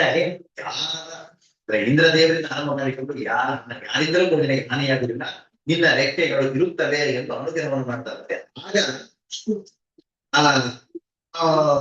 ಮಹೇಂದ್ರ ಪರ್ವತದ ಮಗ ಈ ಮೈನಾಕ ಪರ್ವತ ಅದು ಮೇಲಕ್ಕೆ ಬಂದು ಹನುಮಂತರಲ್ಲಿ ಪ್ರಾರ್ಥನೆ ಮಾಡ್ತಾರೆ. ಏನಂದ್ರೆ, ಸ್ವಾಮಿ ಇಲ್ಲಿ ಬಂದು ವಿಶ್ರಾಂತಿಯನ್ನು ತೆಗೆದುಕೊಂಡು ನನ್ನ ಹತ್ತಿರ ಬಂದು ವಿಶ್ರಾಂತಿ ತೆಗೆದುಕೊಂಡು ಹೋಗಿ ಪ್ರಾರ್ಥನೆ ಮಾಡ್ತಾರೆ. ವಿಶ್ರಾಂತಿ ಅನ್ನೋದು ಯಾರಿಗೆ? ನಮ್ಮಂತವರಿಗೆ, ಜೀವೋತ್ತಮರಾಗಿರ್ತಕ್ಕಂತಹ ವಾಯುದೇವರಿಗೆ, ಅವರಿಗೆ ವಿಶ್ರಾಂತಿ. ನಮಗೆ ವಿಶ್ರಾಂತಿಯನ್ನು ಕೊಡೋರಷ್ಟೇ ಅವರು, ಹೊರತು ಅವರು ವಿಶ್ರಾಂತಿಯನ್ನು ತೆಗೆದುಕೊಳ್ಳೋರಲ್ಲ. ಯಾಕೆ? ವಿಶ್ರಾಂತಿ ತೆಗೆದುಕೊಳ್ಳಬೇಕು. ನಮಗೆ ಒಂದ್ ಸ್ವಲ್ಪ 1 ಕಿಲೋಮೀಟರ್ ನಡೆದ್ವಿ ಅಂದ್ರೆ ನಮಗೆ ಆಯಾಸ ಆಗ್ತದೆ, ನೀರ್ ಬೇಕೋ ಎಳ್ನೀರ್ ಬೇಕೋ ಏನೋ ತೆಗೆದುಕೊಳ್ತೇವೆ, ಕೂಡ್ತೇವೆ. ಆಯ್ತು, ನೀವು ಯುವಕರಾಗಿರ್ತಕ್ಕಂಥವ್ರು ಅವ್ರಿಗೆ ಯಾವ ವಿಶ್ರಾಂತಿ ಬೇಡ. ಆದರೂ ಕೂಡ ಪರ್ವತ ಮೇಲಕ್ಕೆ ಬಂದು ಕೇಳಿದ್ರು ಏನಂತ, ವಿಶ್ರಾಂತಿ ಹೋಗಿ ಅದೇ ಕೇಳ್ತಾರೆ, ಯಾಕಪ್ಪ ನಾನೇ ಇಲ್ಲಿ ಬರ್ಬೇಕು, ಏನು ನೀ ಯಾಕೆ ಮೇಲೆ ಬಂದೆ ಇರೋದೆಲ್ಲ ತರ ನಮ್ಮ ವೃತ್ತಾಂತವನ್ನು ಹೇಳ್ತಾರೆ. ನಿಮ್ಮ ತಂದೆಯ ವಾಯುದೇವರಿಂದಾಗಿ ನಾವು ಅವರ ಪುಣ್ಯದಿಂದಾಗಿ ಅವರ ಆಶೀರ್ವಾದದಿಂದಾಗಿ ಅವರು ಅಂದು ಮಾಡಿರ್ತಂತಹ ಉಪಕಾರದಿಂದಾಗಿ ನಾನು ಇವತ್ತು ಈ ರೆಕ್ಕೆ ನನ್ನ ಹತ್ತಿರ ಇದೆ. ಇರ್ಲಿಕ್ಕೆ ಸಾಧ್ಯವಾಗಿದೆ. ಅದರ ಉಪಕಾರದ ಸ್ಮರಣೆ ಎಷ್ಟು ಇರ್ತದೆ. ಅದು ಒಳಗೆ ಇರ್ಬೋದಿತ್ತು, ವಾಯುದಲ್ಲಿ ಏನೋ ವಿಶ್ರಾಂತಿ ತಗೋದಿಲ್ಲ ಅಂತ ಗೊತ್ತು, ಆದ್ರೂ ಮೇಲಕ್ಕೆ ಬಂದು ಕೇಳ್ತು ಏನು ಅಂದ್ರೆ ಉಪಕಾರದ ಸ್ಮರಣೆ. ಯಾರಾದ್ರೂ ಉಪಕಾರ ಸ್ಮರಣೆಯನ್ನು ಮಾಡಬೇಕು. ಅದೇ ಆಗಿರ್ಲಿ, ಗುರುಗಳಾಗಿರ್ಲಿ, ಶಿಷ್ಯರಾಗಿರ್ಲಿ, ಹಿರಿಯರಾಗಿರ್ಲಿ, ತಂದೆ ತಾಯಿಗಳಾಗಿರ್ಲಿ, ಮಿತ್ರರಾಗಿರ್ಲಿ, ಇನ್ಯಾರೇ ಆಗಿದ್ರೂ ಕೂಡ ಉಪಕಾರದ ಸ್ಮರಣೆ ಅತ್ಯಂತ ಅಮೃತವಾದದ್ದು. ಯಾಕೆಂದ್ರೆ ಕಷ್ಟ ಕಾಲದಲ್ಲಿ ಇರ್ತೇವೆ ಅಥವಾ ಇನ್ನೇನೋ ಬೇರೆ ಕಾಲದಲ್ಲಿ ಇರ್ತೇವೆ, ಇಂತಹ ಕಾಲದಲ್ಲಿ ಉಪಕಾರವನ್ನು ಉಪಕಾರದ ಸ್ಮರಣೆಯನ್ನು ಮಾಡಬೇಕು. ಉಪಕಾರ ಸ್ವೀಕಾರ ಮಾಡದೇ ಇದ್ದರೂ ಕೂಡ ನಾವು ಕೇಳಬೇಕು. ಹಾಗೆ ಈ ಮೈನಾಗ ತೋರಿಸಬೇಕು ಉಪಕಾರವನ್ನು ಮಾಡಬೇಕು ಅಂತ. ಹೀಗೆ ಆ ಉಪಕಾರವನ್ನು ಮಾಡಿದಾಗ ಉಪಕಾರದ ಸ್ಮರಣೆಯನ್ನು ಬೇಡ. ಪರಮಾತ್ಮನ ಕೆಲಸಕ್ಕಾಗಿ ಹೋಗ್ತಿದ್ದೇವೆ, ದೇವರು ಆದೇಶ ಮಾಡಿದ್ದಾರೆ. ಏನ್ ಇಂತಹ ಕೆಲಸ ಆಗಬೇಕಾಗಿದೆ, ಲಂಕಾಪಟ್ಟಣಕ್ಕೆ ಹೋಗಬೇಕು, ಅಲ್ಲಿ ಸೀತಾದೇವಿಯನ್ನು ನಾವು ಭೇಟಿಯಾಗಿ ಬರಬೇಕು ಎಂದು ಹೇಳಿದ್ದಾನೆ. ಆದ್ದರಿಂದಾಗಿ ಪರಮಾತ್ಮನ ಆಜ್ಞೆ ಆಗಿದೆ, ಅದರ ಉಲ್ಲಂಘನೆಯನ್ನು ಮಾಡುವುದಿಲ್ಲ ಅಂತಂದಾಗ ಯಾವಾಗ ಹಿರಿಯರು ಗುರುಗಳು ವಿಶೇಷವಾಗಿ ಒಂದು ಆಜ್ಞೆಯನ್ನು ಮಾಡಿರ್ತಾರೆ, ನಾವು ತಕ್ಷಣಕ್ಕೆ ಅದನ್ನು ನಾವು ಪಾಲನೆ ಮಾಡ್ತೀವಿ. ಇವತ್ತು ಹೇಳಿದಾರೆ ಬಿಡ್ರು, ನಾಳೆ ಹೋದ್ರಾಯ್ತು, ಏನೋ ಒಂದು ಕೆಲಸವನ್ನು ಹೇಳಿರ್ತಾರೆ, ಇವತ್ತು ಬೇಡಪ್ಪ, ಟೈಮ್ ಅದ, ಟೈಮ್ ಅದ, ಯಾಕೆ ಇವತ್ತೇ ಮುಗಿಸ್ಬೇಕು, ನಾವು ಮುಗಿಸೋಣ. ಗುರುಗಳು ಹಿರಿಯರು ಆಜ್ಞೆಯನ್ನು ಮಾಡಿದ್ದಾರೆ ಅಂದ್ರೆ ತಕ್ಷಣಕ್ಕೆ ಆಗಬೇಕು. ಹಾಗೆ ಹನುಮಂತ ದೇವರು ನಮಗೆಲ್ಲ ತಿಳಿಸಿಕೊಡ್ತಾರೆ, ಏನು ಪರಮಾತ್ಮನೇ ಆಜ್ಞೆ ಆಗಿದೆ, ಮಧ್ಯದಲ್ಲಿ ಯಾವ ವಿಘ್ನ ಬಂದರೂ ಕೂಡ ನಿಲ್ಲುವುದಿಲ್ಲ, ನಾನು ಹೋಗಿ ಆ ಕಾರ್ಯವನ್ನು ಮುಗಿಸ್ಕೊಂಡು ಬಂದೇ ಬರ್ತೇನೆ. ಈಗ ಕೇಳಿದ್ರೆ ಶುಭ ಕಾರ್ಯಗಳಿಗೆ ವಿಘ್ನಗಳು ಜಾಸ್ತಿ, ಶ್ರೇಯಾಂಶವು ವಿಜ್ಞಾನಿ. ಪರಮಾತ್ಮನ ಕಾರ್ಯವನ್ನು ಮಾಡ್ತಾ ಇದ್ದಾರೆ, ಅನೇಕ ವಿಘ್ನಗಳು ಬರ್ತದೆ. ಇದು ವಿಘ್ನ ಅಲ್ಲ, ಇನ್ನು ಮುಂದೆ ಅನೇಕ ವಿಘ್ನಗಳು ಬರ್ತದೆ. ಆ ರಾಕ್ಷಸ ಮಾನವನ್ನು ಮಾಡ್ತಾರೆ, ಅಲ್ಲಿ ಹೋಗ್ಬೇಕಾದಂತಹ ಏನು ಸಾಗರವನ್ನು ದಾಟುವ ಸಂದರ್ಭದಲ್ಲಿ ರಾಕ್ಷಸಿಯ ಸಂಹಾರವನ್ನು ಮಾಡ್ತಾರೆ, ಮುಂದೆ ಲಂಕಣಿಯ ಸಂಹಾರವನ್ನು ಮಾಡ್ತಾರೆ. ಹೀಗಿರುವಾಗ ಅನೇಕ ವಿಘ್ನಗಳು ಬಂದರೂ ಕೂಡ ಕೊನೆಯಲ್ಲಿ ಆ ಹನುಮಂತ ದೇವರು ಏನ್ ಮಾಡ್ತಾರೆ ಅಂದ್ರೆ ಎಲ್ಲಾ ಕಾರ್ಯಗಳನ್ನು ಸಿದ್ಧಿಸಿಯೇ ಬರ್ತಾರೆ. ಹಾಗೆ ನಾವು ಇಲ್ಲಿ ಸುಂದರಕಾಂಡದಲ್ಲಿ ಹನುಮಂತ ದೇವರು ಮಾಡಿದ್ದಾರೆ ಅಂದ್ರೆ ಏನು, ಅದೆಲ್ಲವನ್ನು ನಮ್ಗೆ ತೋರಿಸಿಕೊಟ್ಟಿದ್ದಾರೆ. ನೋಡಿ, ವಿಘ್ನವನ್ನು ಬಿಡಬಾರ್ದು. ಇವತ್ತೇನೋ ನಮ್ಮ ಮನೆಯಲ್ಲಿ ಏನೋ ಒಂದು ಪೂಜೆಯನ್ನು ಹಮ್ಮಿಕೊಂಡಿದ್ದೇವೆ, ಪೂಜೆ ಏನು ಮಾಡ್ತಾ ಇದ್ದೇವೆ, ಏನೋ ವಿಘ್ನ ಬಂತು, ಬೇಡ ಬಿಡಪ್ಪ ಇವತ್ತು ಕ್ಯಾನ್ಸಲ್ ಮಾಡೋಣ, ಮುಂದೆ ಯಾವಾಗ ನೋಡೋಣ. ಎಷ್ಟೇ ಕಷ್ಟ ಬಂದ್ರು ನಾವು ಅದನ್ನ ಮಾಡಬೇಕು. ಯಾಕೆ ಅಂದ್ರೆ ಶುಭ ಕಾರ್ಯಕ್ಕೆ ವಿಘ್ನ ಜಾಸ್ತಿ ಬರ್ತದೆ. ಪೂಜೆ ಮಾಡ್ತಾ ಇರ್ತೀವಿ, ಏನೋ ವಿಘ್ನ, ಅಥವಾ ಮಠಕ್ಕೆ ಹೋಗ್ಬೇಕು ಅಂತ ಏನೋ ವಿಘ್ನ, ಇಲ್ಲ ಯಾರೋ ಹಿರಿಯರು ಬಂದಿದ್ದಾರೆ ಪ್ರವಚನಕ್ಕೆ ಹೋಗ್ಬೇಕು, ಅಲ್ಲಿ ವಿಘ್ನ. ಅದೇ ಹೊರಗಡೆ ಏನೋ ತಿರುಗಾಡಕ್ಕೆ ಹೋಗ್ಬೇಕು, ಅಲ್ಲಿ ಹೋಗ್ಬೇಕು, ಏನೋ ಶಾಪಿಂಗ್ ಮಾಡ್ಬೇಕಂದ್ರೆ ಯಾವ ವಿಘ್ನನೂ ಬರೋದಿಲ್ಲ, ಆರಾಮ ಹೋಗ್ಬೇಕು. ಯಾಕೆ ಪುಣ್ಯ ಸಂಪಾದನೆ ಇಲ್ಲ.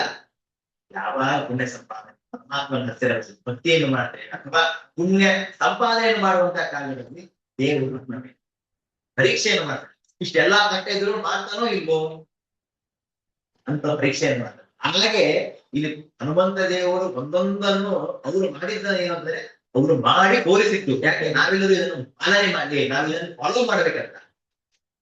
ಹೀಗೆ ಆ ಪರಮಾತ್ಮನ ಕಾರ್ಯವನ್ನು ತಾವು ಮಾಡಿಕೊಡ್ತಾರೆ. ಹೋಗಿ ಅನೇಕ ಇದೆ, ಹೇಳ್ತಾ ಹೋದ್ರೆ ಹೇಳ್ತಾನೇ ಹೋಗ್ಬೇಕಾಗ್ತದೆ. ಹಾಗೆ ಪರಮಾತ್ಮನ ಕಾರ್ಯವನ್ನು ಹೋಗ್ತಾರೆ. ಹೋಗಿ ಅಲ್ಲಿ ಹೋಗ್ತಾರೆ, ಅಲ್ಲೆಲ್ಲ ನಾವು ಅಲ್ಲಿ ಪ್ರವೇಶವನ್ನು ಮಾಡ್ತಾರೆ. ಹೇಗೆ ಬುದ್ಧ ಬಿಡಾಲ ಅಂದ್ರೆ ಚಿಕ್ಕದಾಗಿರ್ತಕ್ಕಂಥ ಬೆಕ್ಕಿನ ರೂಪವನ್ನು ಇಲ್ಲಿ ದೊಡ್ಡದಾಗಿರ್ತ ರೂಪವನ್ನು ತೆಗೆದುಕೊಳ್ತಾರೆ, ಅಲ್ಲಿ ಚಿಕ್ಕದಾಗಿ ಬಿಡಾಲ ರೂಪವನ್ನು ತೆಗೆದುಕೊಂಡು ಅಲ್ಲಿ ಲಂಕಾಪಟ್ಟಣವನ್ನು ಪ್ರವೇಶ ಮಾಡ್ತಾರೆ. ಅವರಿಗೆ ನಾವು ದೃಶ್ಯ ತೆಗೆದುಕೊಳ್ಳಬೇಕಾಗಿದೆ, ಆದರೂ ಕೂಡ ನಮಗೆ ತೋರಿಸಿಕೊಡ್ತಾನೆ. ಎಲ್ಲಾದರೂ ಏನಾದರೂ ಈ ರೀತಿಯಾದಂತ ಕೆಲಸವನ್ನು ಮಾಡಬೇಕಾದ್ರೆ ಯಾರಿಗೂ ಗೊತ್ತಾಗದೇನೆ ಮಾಡಿಕೊಂಡು ಬರಬೇಕು ಅನ್ನೋದನ್ನು ತೋರಿಸ್ಕೊಡ್ತಾರೆ. ಏನೋ ಒಂದು ಒಳ್ಳೆ ಕೆಲಸ ಆಗ್ಬೇಕಾಗಿರ್ತದೆ, ದುಷ್ಟರಿರ್ತಾರೆ, ನಾ ಬಂದೆ ಅಂತ ಹೇಳಿ ಎಲ್ಲರಿಗೂ ತೋರಿಸುವ ಹಾಗೆ ಹೋಗಬಾರದು. ಅದನ್ನು ಸೂಕ್ಷ್ಮವಾಗಿ ಹೋಗಿ ಯಾರು ಗೊತ್ತಾಗದ ಹಾಗೆ ಹೋಗಿ ಪರಮಾತ್ಮನ ಅಥವಾ ಒಳ್ಳೆಯ ಕಾರ್ಯವನ್ನು ಮಾಡಿಕೊಂಡು ಬರಬೇಕು ಅಂತ ಅನ್ನೋದನ್ನು ತೋರಿಸಿಕೊಡ್ತಾ ಇದ್ರು. ಹಾಗೆ ರೂಪವನ್ನು ತೆಗೆದುಕೊಂಡು ಒಳಗೆ ಪ್ರವೇಶವನ್ನು ಮಾಡ್ತಾರೆ. ಪ್ರವೇಶವನ್ನು ಮಾಡಿ ಆದ ಮೇಲೆ ಎಲ್ಲಾ ಏನೇನು ಲಕ್ಷಣ ಸಂಹಾರವಿತ್ತೋ ಅಥವಾ ಅಲ್ಲಿ ಸೀತಾದೇವಿಯನ್ನು ಹುಡುಕುವುದೆಲ್ಲ ಮಾಡ್ತಾರೆ. ಕೊನೆಯಲ್ಲಿ ಆ ಹತ್ತಿರ ಸಿಗುವ ಪ್ರಸಂಗ ಬರ್ತದೆ, ಭೇಟಿಯಾಗುವ ಪ್ರಸಂಗ. ಆಗ ಪ್ರಸಂಗ ಬಂದಾಗ ಆಗ ಕೇಳ್ತಾರೆ ಯಾರು ಏನು ಎಲ್ಲಿಂದ ಬಂದೆ ಏನು ಅಂತ. ಆಗ ಹನುಮಂತ ದೇವರು ಏನಂತಂದ್ರೆ ನಾನು ನನ್ನ ಹೆಸರು ಹೇಳುವುದಿಲ್ಲ. ಹನುಮಂತ ಏನ್ ಹೇಳ್ತಾರೆ, ನಾನು ರಾಮದೂತನಾಗಿ ಬಂದಿದ್ದೇನೆ. ನೋಡಿ, ಅವಾಗ ನಾವು ಎಲ್ಲೋ ಹೋದಾಗ ಇಂಥವರ ಶಿಷ್ಯ ಅಥವಾ ಇಂತಹ ಇವರು ನಮ್ಮ ಗುರುಗಳು, ಅವರ ತಮ್ಮನೋ ಅಥವಾ ಅವರ ಮಗನೋ ಅಥವಾ ಅವರ ಶಿಷ್ಯನೋ ಅಂತ ದೊಡ್ಡವರ ಮುಖಾಂತರವಾಗಿ ನಮ್ಮ ಪರಿಚಯ. ಯಾಕೆಂದ್ರೆ ಅದರಿಂದ ಪುಣ್ಯ ಇದೆ, ಅದರಿಂದಾಗಿ ನಮಗೆ ಕೀರ್ತಿ ಸಿಗ್ತದೆ. ಈಗ ಯಾರೋ ನೀನೇನಪ್ಪ ಅಂದ್ರೆ ನಾನು ಒಂದು ಹೆಸರಿಂದ ಬಂದಿದ್ದೇನೆ ಅಂತ ಯಾರು ಗೊತ್ತಿರುತ್ತಿಲ್ಲ. ಆದ್ರೆ ಅವನಿಗೆ ಗೊತ್ತಿದ್ದೆ ಯಾರು, ರಾಮಚಂದ್ರ. ರಾಮನಿಂದ ಸೀತೆಯನ್ನು ಕರೆದುಕೊಂಡು ಬಂದಿದ್ದೇನೆ, ಆದ್ರಿಂದಾಗಿ ರಾಮ ಹುಡ್ತಾ ಇದ್ದಾನೆ. ಅದು ರಾಮ ಬಂದಿಲ್ಲ, ರಾಮನ ದೂತ ಬಂದಿದ್ದೇನೆ ಅಂತ ಗೊತ್ತಾಗಬೇಕಲ್ಲ. ಅದಕ್ಕೆ ಅವೈಕಿ ದೂತ ಮಾಗತಂ ದುರಂತ ವಿಕ್ರಮಸ್ಯಮ ಅಂತ ಹೇಳಿ ರಾಮದೂತನಾಗಿ ನಾನು ಬಂದಿದ್ದೇನೆ ಅಂತ ಹೇಳಿ ಬಂದಾಗ ಅವನಿಗೆ ಕೋಪ ಬಂತು. ನಾನು ಬರೀ ಹನುಮಂತ ಬಂದಿದ್ದೇನೆ ಅಂತ ಅವನಿಗೆ ಕೋಪ ಬರ್ತಿದ್ದಿಲ್ಲ. ರಾಮದೂತನಾಗಿ ಬಂದಿದ್ದೇನೆ ಅಂತಂದಾಗ ಅವಾಗ ಅವನಿಗೆ ಕೋಪ ಬಂತು. ಅಂದ್ರೆ ನಾವು ಯಾರಿಗೂ ನಮ್ಮ ಪರೀಕ್ಷೆಯನ್ನು ಹೇಳಿಕೊಳ್ಬೇಕು, ಹೀಗೆ ಮಾಡಬೇಕು, ಇದನ್ನು ತೋರಿಸಿಕೊಡ್ತಾನೆ ಹನುಮಂತ ದೇವರು. ಹೀಗೆ ಮಾಡಿಕೊಳ್ಳಿ ನಿಮ್ಮ ಪರೀಕ್ಷೆ, ಇಂತಹ ಗುರುಗಳ ಶಿಷ್ಯ ನಾನು, ಇಂತಹ ಸ್ವಾಮಿಗಳ ಶಿಷ್ಯ ನಾನು ಅಂತ ನೀವು ಹೇಳಿಕೊಟ್ಟಾಗ ನಿಮ್ಮ ಕೀರ್ತಿ ಉಜ್ವಲವಾಗ್ತದೆ. ಹಾಗೆ ಹನುಮಂತ ದೇವರು ಕೇಳ್ಕೊಂಡಂತೆ ಆಗ ಅವನಿಗೆ ಸಿಟ್ಟಿಗೆ ಬಂದು ಸಂಹಾರವನ್ನು ಮಾಡಬೇಕು, ಈ ಕಪಿಯ ಸಂಹಾರವನ್ನು ಮಾಡಬೇಕು ಅಂತ ಹೇಳಿದಾಗ ಆಗ ಹನುಮಂತ ದೇವರು ಹೇಳ್ತಾರೆ ನನ್ನ ಸಂಹಾರವನ್ನು ಮಾಡಿ ಈಗಲ್ಲ ಯಾರಿಂದಲೂ ಸಾಧ್ಯವಿಲ್ಲ ಅಂತ ಹೇಳಿದಾಗ ಭೀಷಣ ಅಂತ ಹೇಳ್ತಾರೆ, ಯಾರು ದೂತರಾಗಿ ಬಂದಿರ್ತಾರೆ ಅವರ ಸಂಹಾರವನ್ನು ಮಾಡುವುದು ಈ ಯಾವ ಈ ರಾಜನಾಗಿ ರಾಜ್ಯವನ್ನು ಆದ್ರಾಗಿಲ್ಲ, ಇದು ಸರಿಯಾದತ್ತಲ್ಲ, ಇದು ಆ ಸರಿಯಾದ ಮಾರ್ಗವೂ ಅಲ್ಲ. ನೀವು ಸಂಹಾರ ಮಾಡಬೇಕಾದ್ದು ಯುದ್ಧವನ್ನಾಡಿ ಅನಂತರ ಸಂಹಾರವನ್ನು ಮಾಡಬೇಕಾಗಿತ್ತು, ಹಾಗೆ ಮಾಡಿದ್ರೆ ಸಂಹಾರವನ್ನು ಮಾಡಬಾರದು ಅಂತ ವಿಭೀಷಣ ಹೇಳಿದಾಗ ಅವನ ಅಂಗಹಾನಿಯನ್ನು ಮಾಡಿ ಅಂತ ಹೇಳಿದಾಗ ಆಗ ಏನ್ ಮಾಡ್ತಾರೆ, ಕಡಿಮೆನೇ ಆಗುವುದಿಲ್ಲ. ಕೊನೆಯಲ್ಲಿ ಏನ್ ಹೇಳ್ತಾರೆ, ಬಾಲೆಯರ ವಸ್ತ್ರವನ್ನು ಸೆಳೆದು ತನ್ನಿ ಅಂತ ಹೇಳ್ತಾರೆ. ಅದನ್ನು ಮಾಡ್ಲಿಕ್ಕೆ ಹೋದಾಗ ಸೀತಾದೇವಿ ವಸ್ತ್ರವನ್ನು ತೆಗೆದುಕೊಂಡು ಬನ್ನಿ ಅಂತಂದಾಗ ಆಗ ಹನುಮಂತ ದೇವರು ಏನ್ ಮಾಡ್ತಾರೆ, ಹಾಲನ್ನು ಬೆಳೆಯುವ ಹಾಲನ್ನು ನಿಲ್ಲಿಸಿ, ಯಾಕೆ ನನ್ನಿಂದಾಗಿ ಅಂದರೆ ಸ್ತ್ರೀಯರಿಗೆ ಆಗಬಾರದು ಎನ್ನುವುದನ್ನು ತೋರಿಸ್ತಾರೆ. ಯಾವ ಸ್ತ್ರೀಯರಿಗೆ ತೊಂದರೆ ಅಂತ ಅದನ್ನು ತೋರಿಸಿಕೊಡಬೇಕಾಗಿ ತನ್ನ ಬಾಲವನ್ನು ನಿಲ್ಲಿಸ್ತಾರೆ. ಆಗ ಬಾಲಕ್ಕೆ ಬೇಕೆ ಅನ್ನಿಸ್ತಾರೆ. ಅದರಿಂದಾಗಿ ಎಲ್ಲಾ ಲಂಕಾಪಟ್ಟಣವನ್ನು ಸುಡುತ್ತಾರೆ. ಅಂದ್ರೆ ಲಂಕಾಪಟ್ಟಣವನ್ನು ಸುಡುವುದು ಅಂದ್ರೆ ಏನು ಅಂದ್ರೆ ಎಲ್ಲಾ ದುಷ್ಟ ಅಪ್ಪಗಳ ಅನೇಕ ರಾಕ್ಷಸರ ಸಂಹಾರವನ್ನು ಮಾಡುವುದಕ್ಕೆ ಇದು ಪ್ರಾರಂಭ.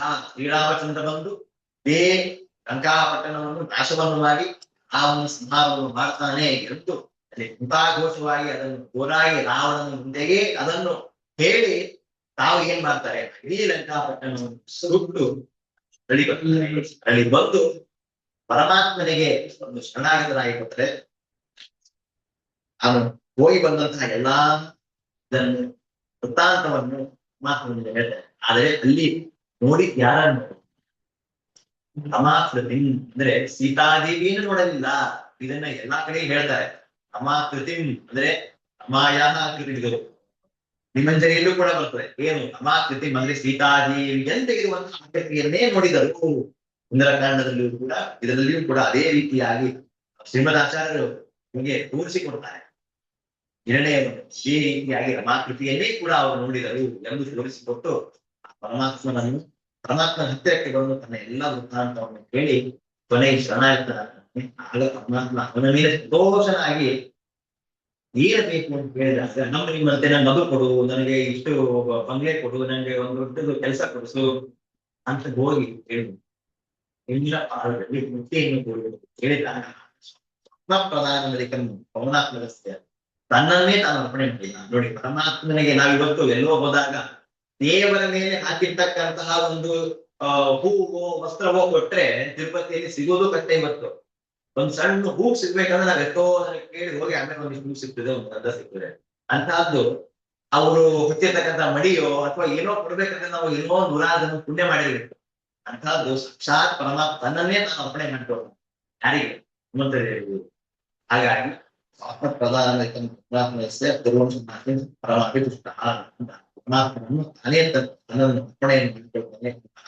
ವಿಶೇಷವಾಗಿರ್ತಕ್ಕಂಥ ಹನುಮಂತ ದೇವರ ಚರಿತ್ರೆ, ಪರಮಾತ್ಮನ ಚರಿತ್ರೆ ಶ್ರೀಮದ್ ಆಚಾರ್ಯರು ತಮ್ಮ ಈ ಶ್ಲೋಕ ರೂಪದಲ್ಲಿ ನಮಗೆ ನಿರ್ಣಯ ರೂಪವಾಗಿ ತಿಳಿಸ್ಕೊಟ್ಟಿದ್ದಾರೆ. ಸುಮ್ಮನೆ ಏನೋ ಹೇಳಿದ್ರಲ್ಲ, ಪ್ರತಿಯೊಂದಕ್ಕೂ ನಿರ್ಣಯ ಸ್ಥಾನವಾಗಿ ಹೇಳಿದ್ದಾರೆ. ನಾವು ಹೇಳ್ತಾ ಹೋದ್ರೆ ಮುಗಿಲಿಕ್ಕೆ ಸಾಧ್ಯವಿಲ್ಲ.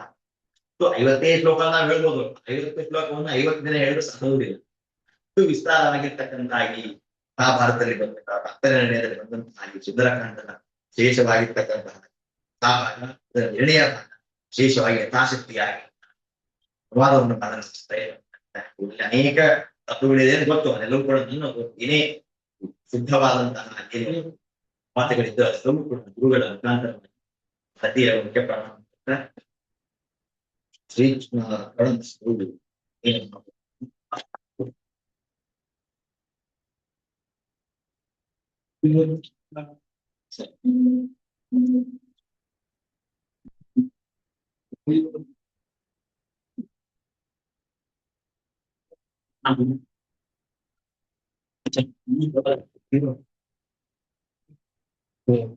ಕನೆಕ್ಟ್ ಮಾಡ್ತೀನಿ.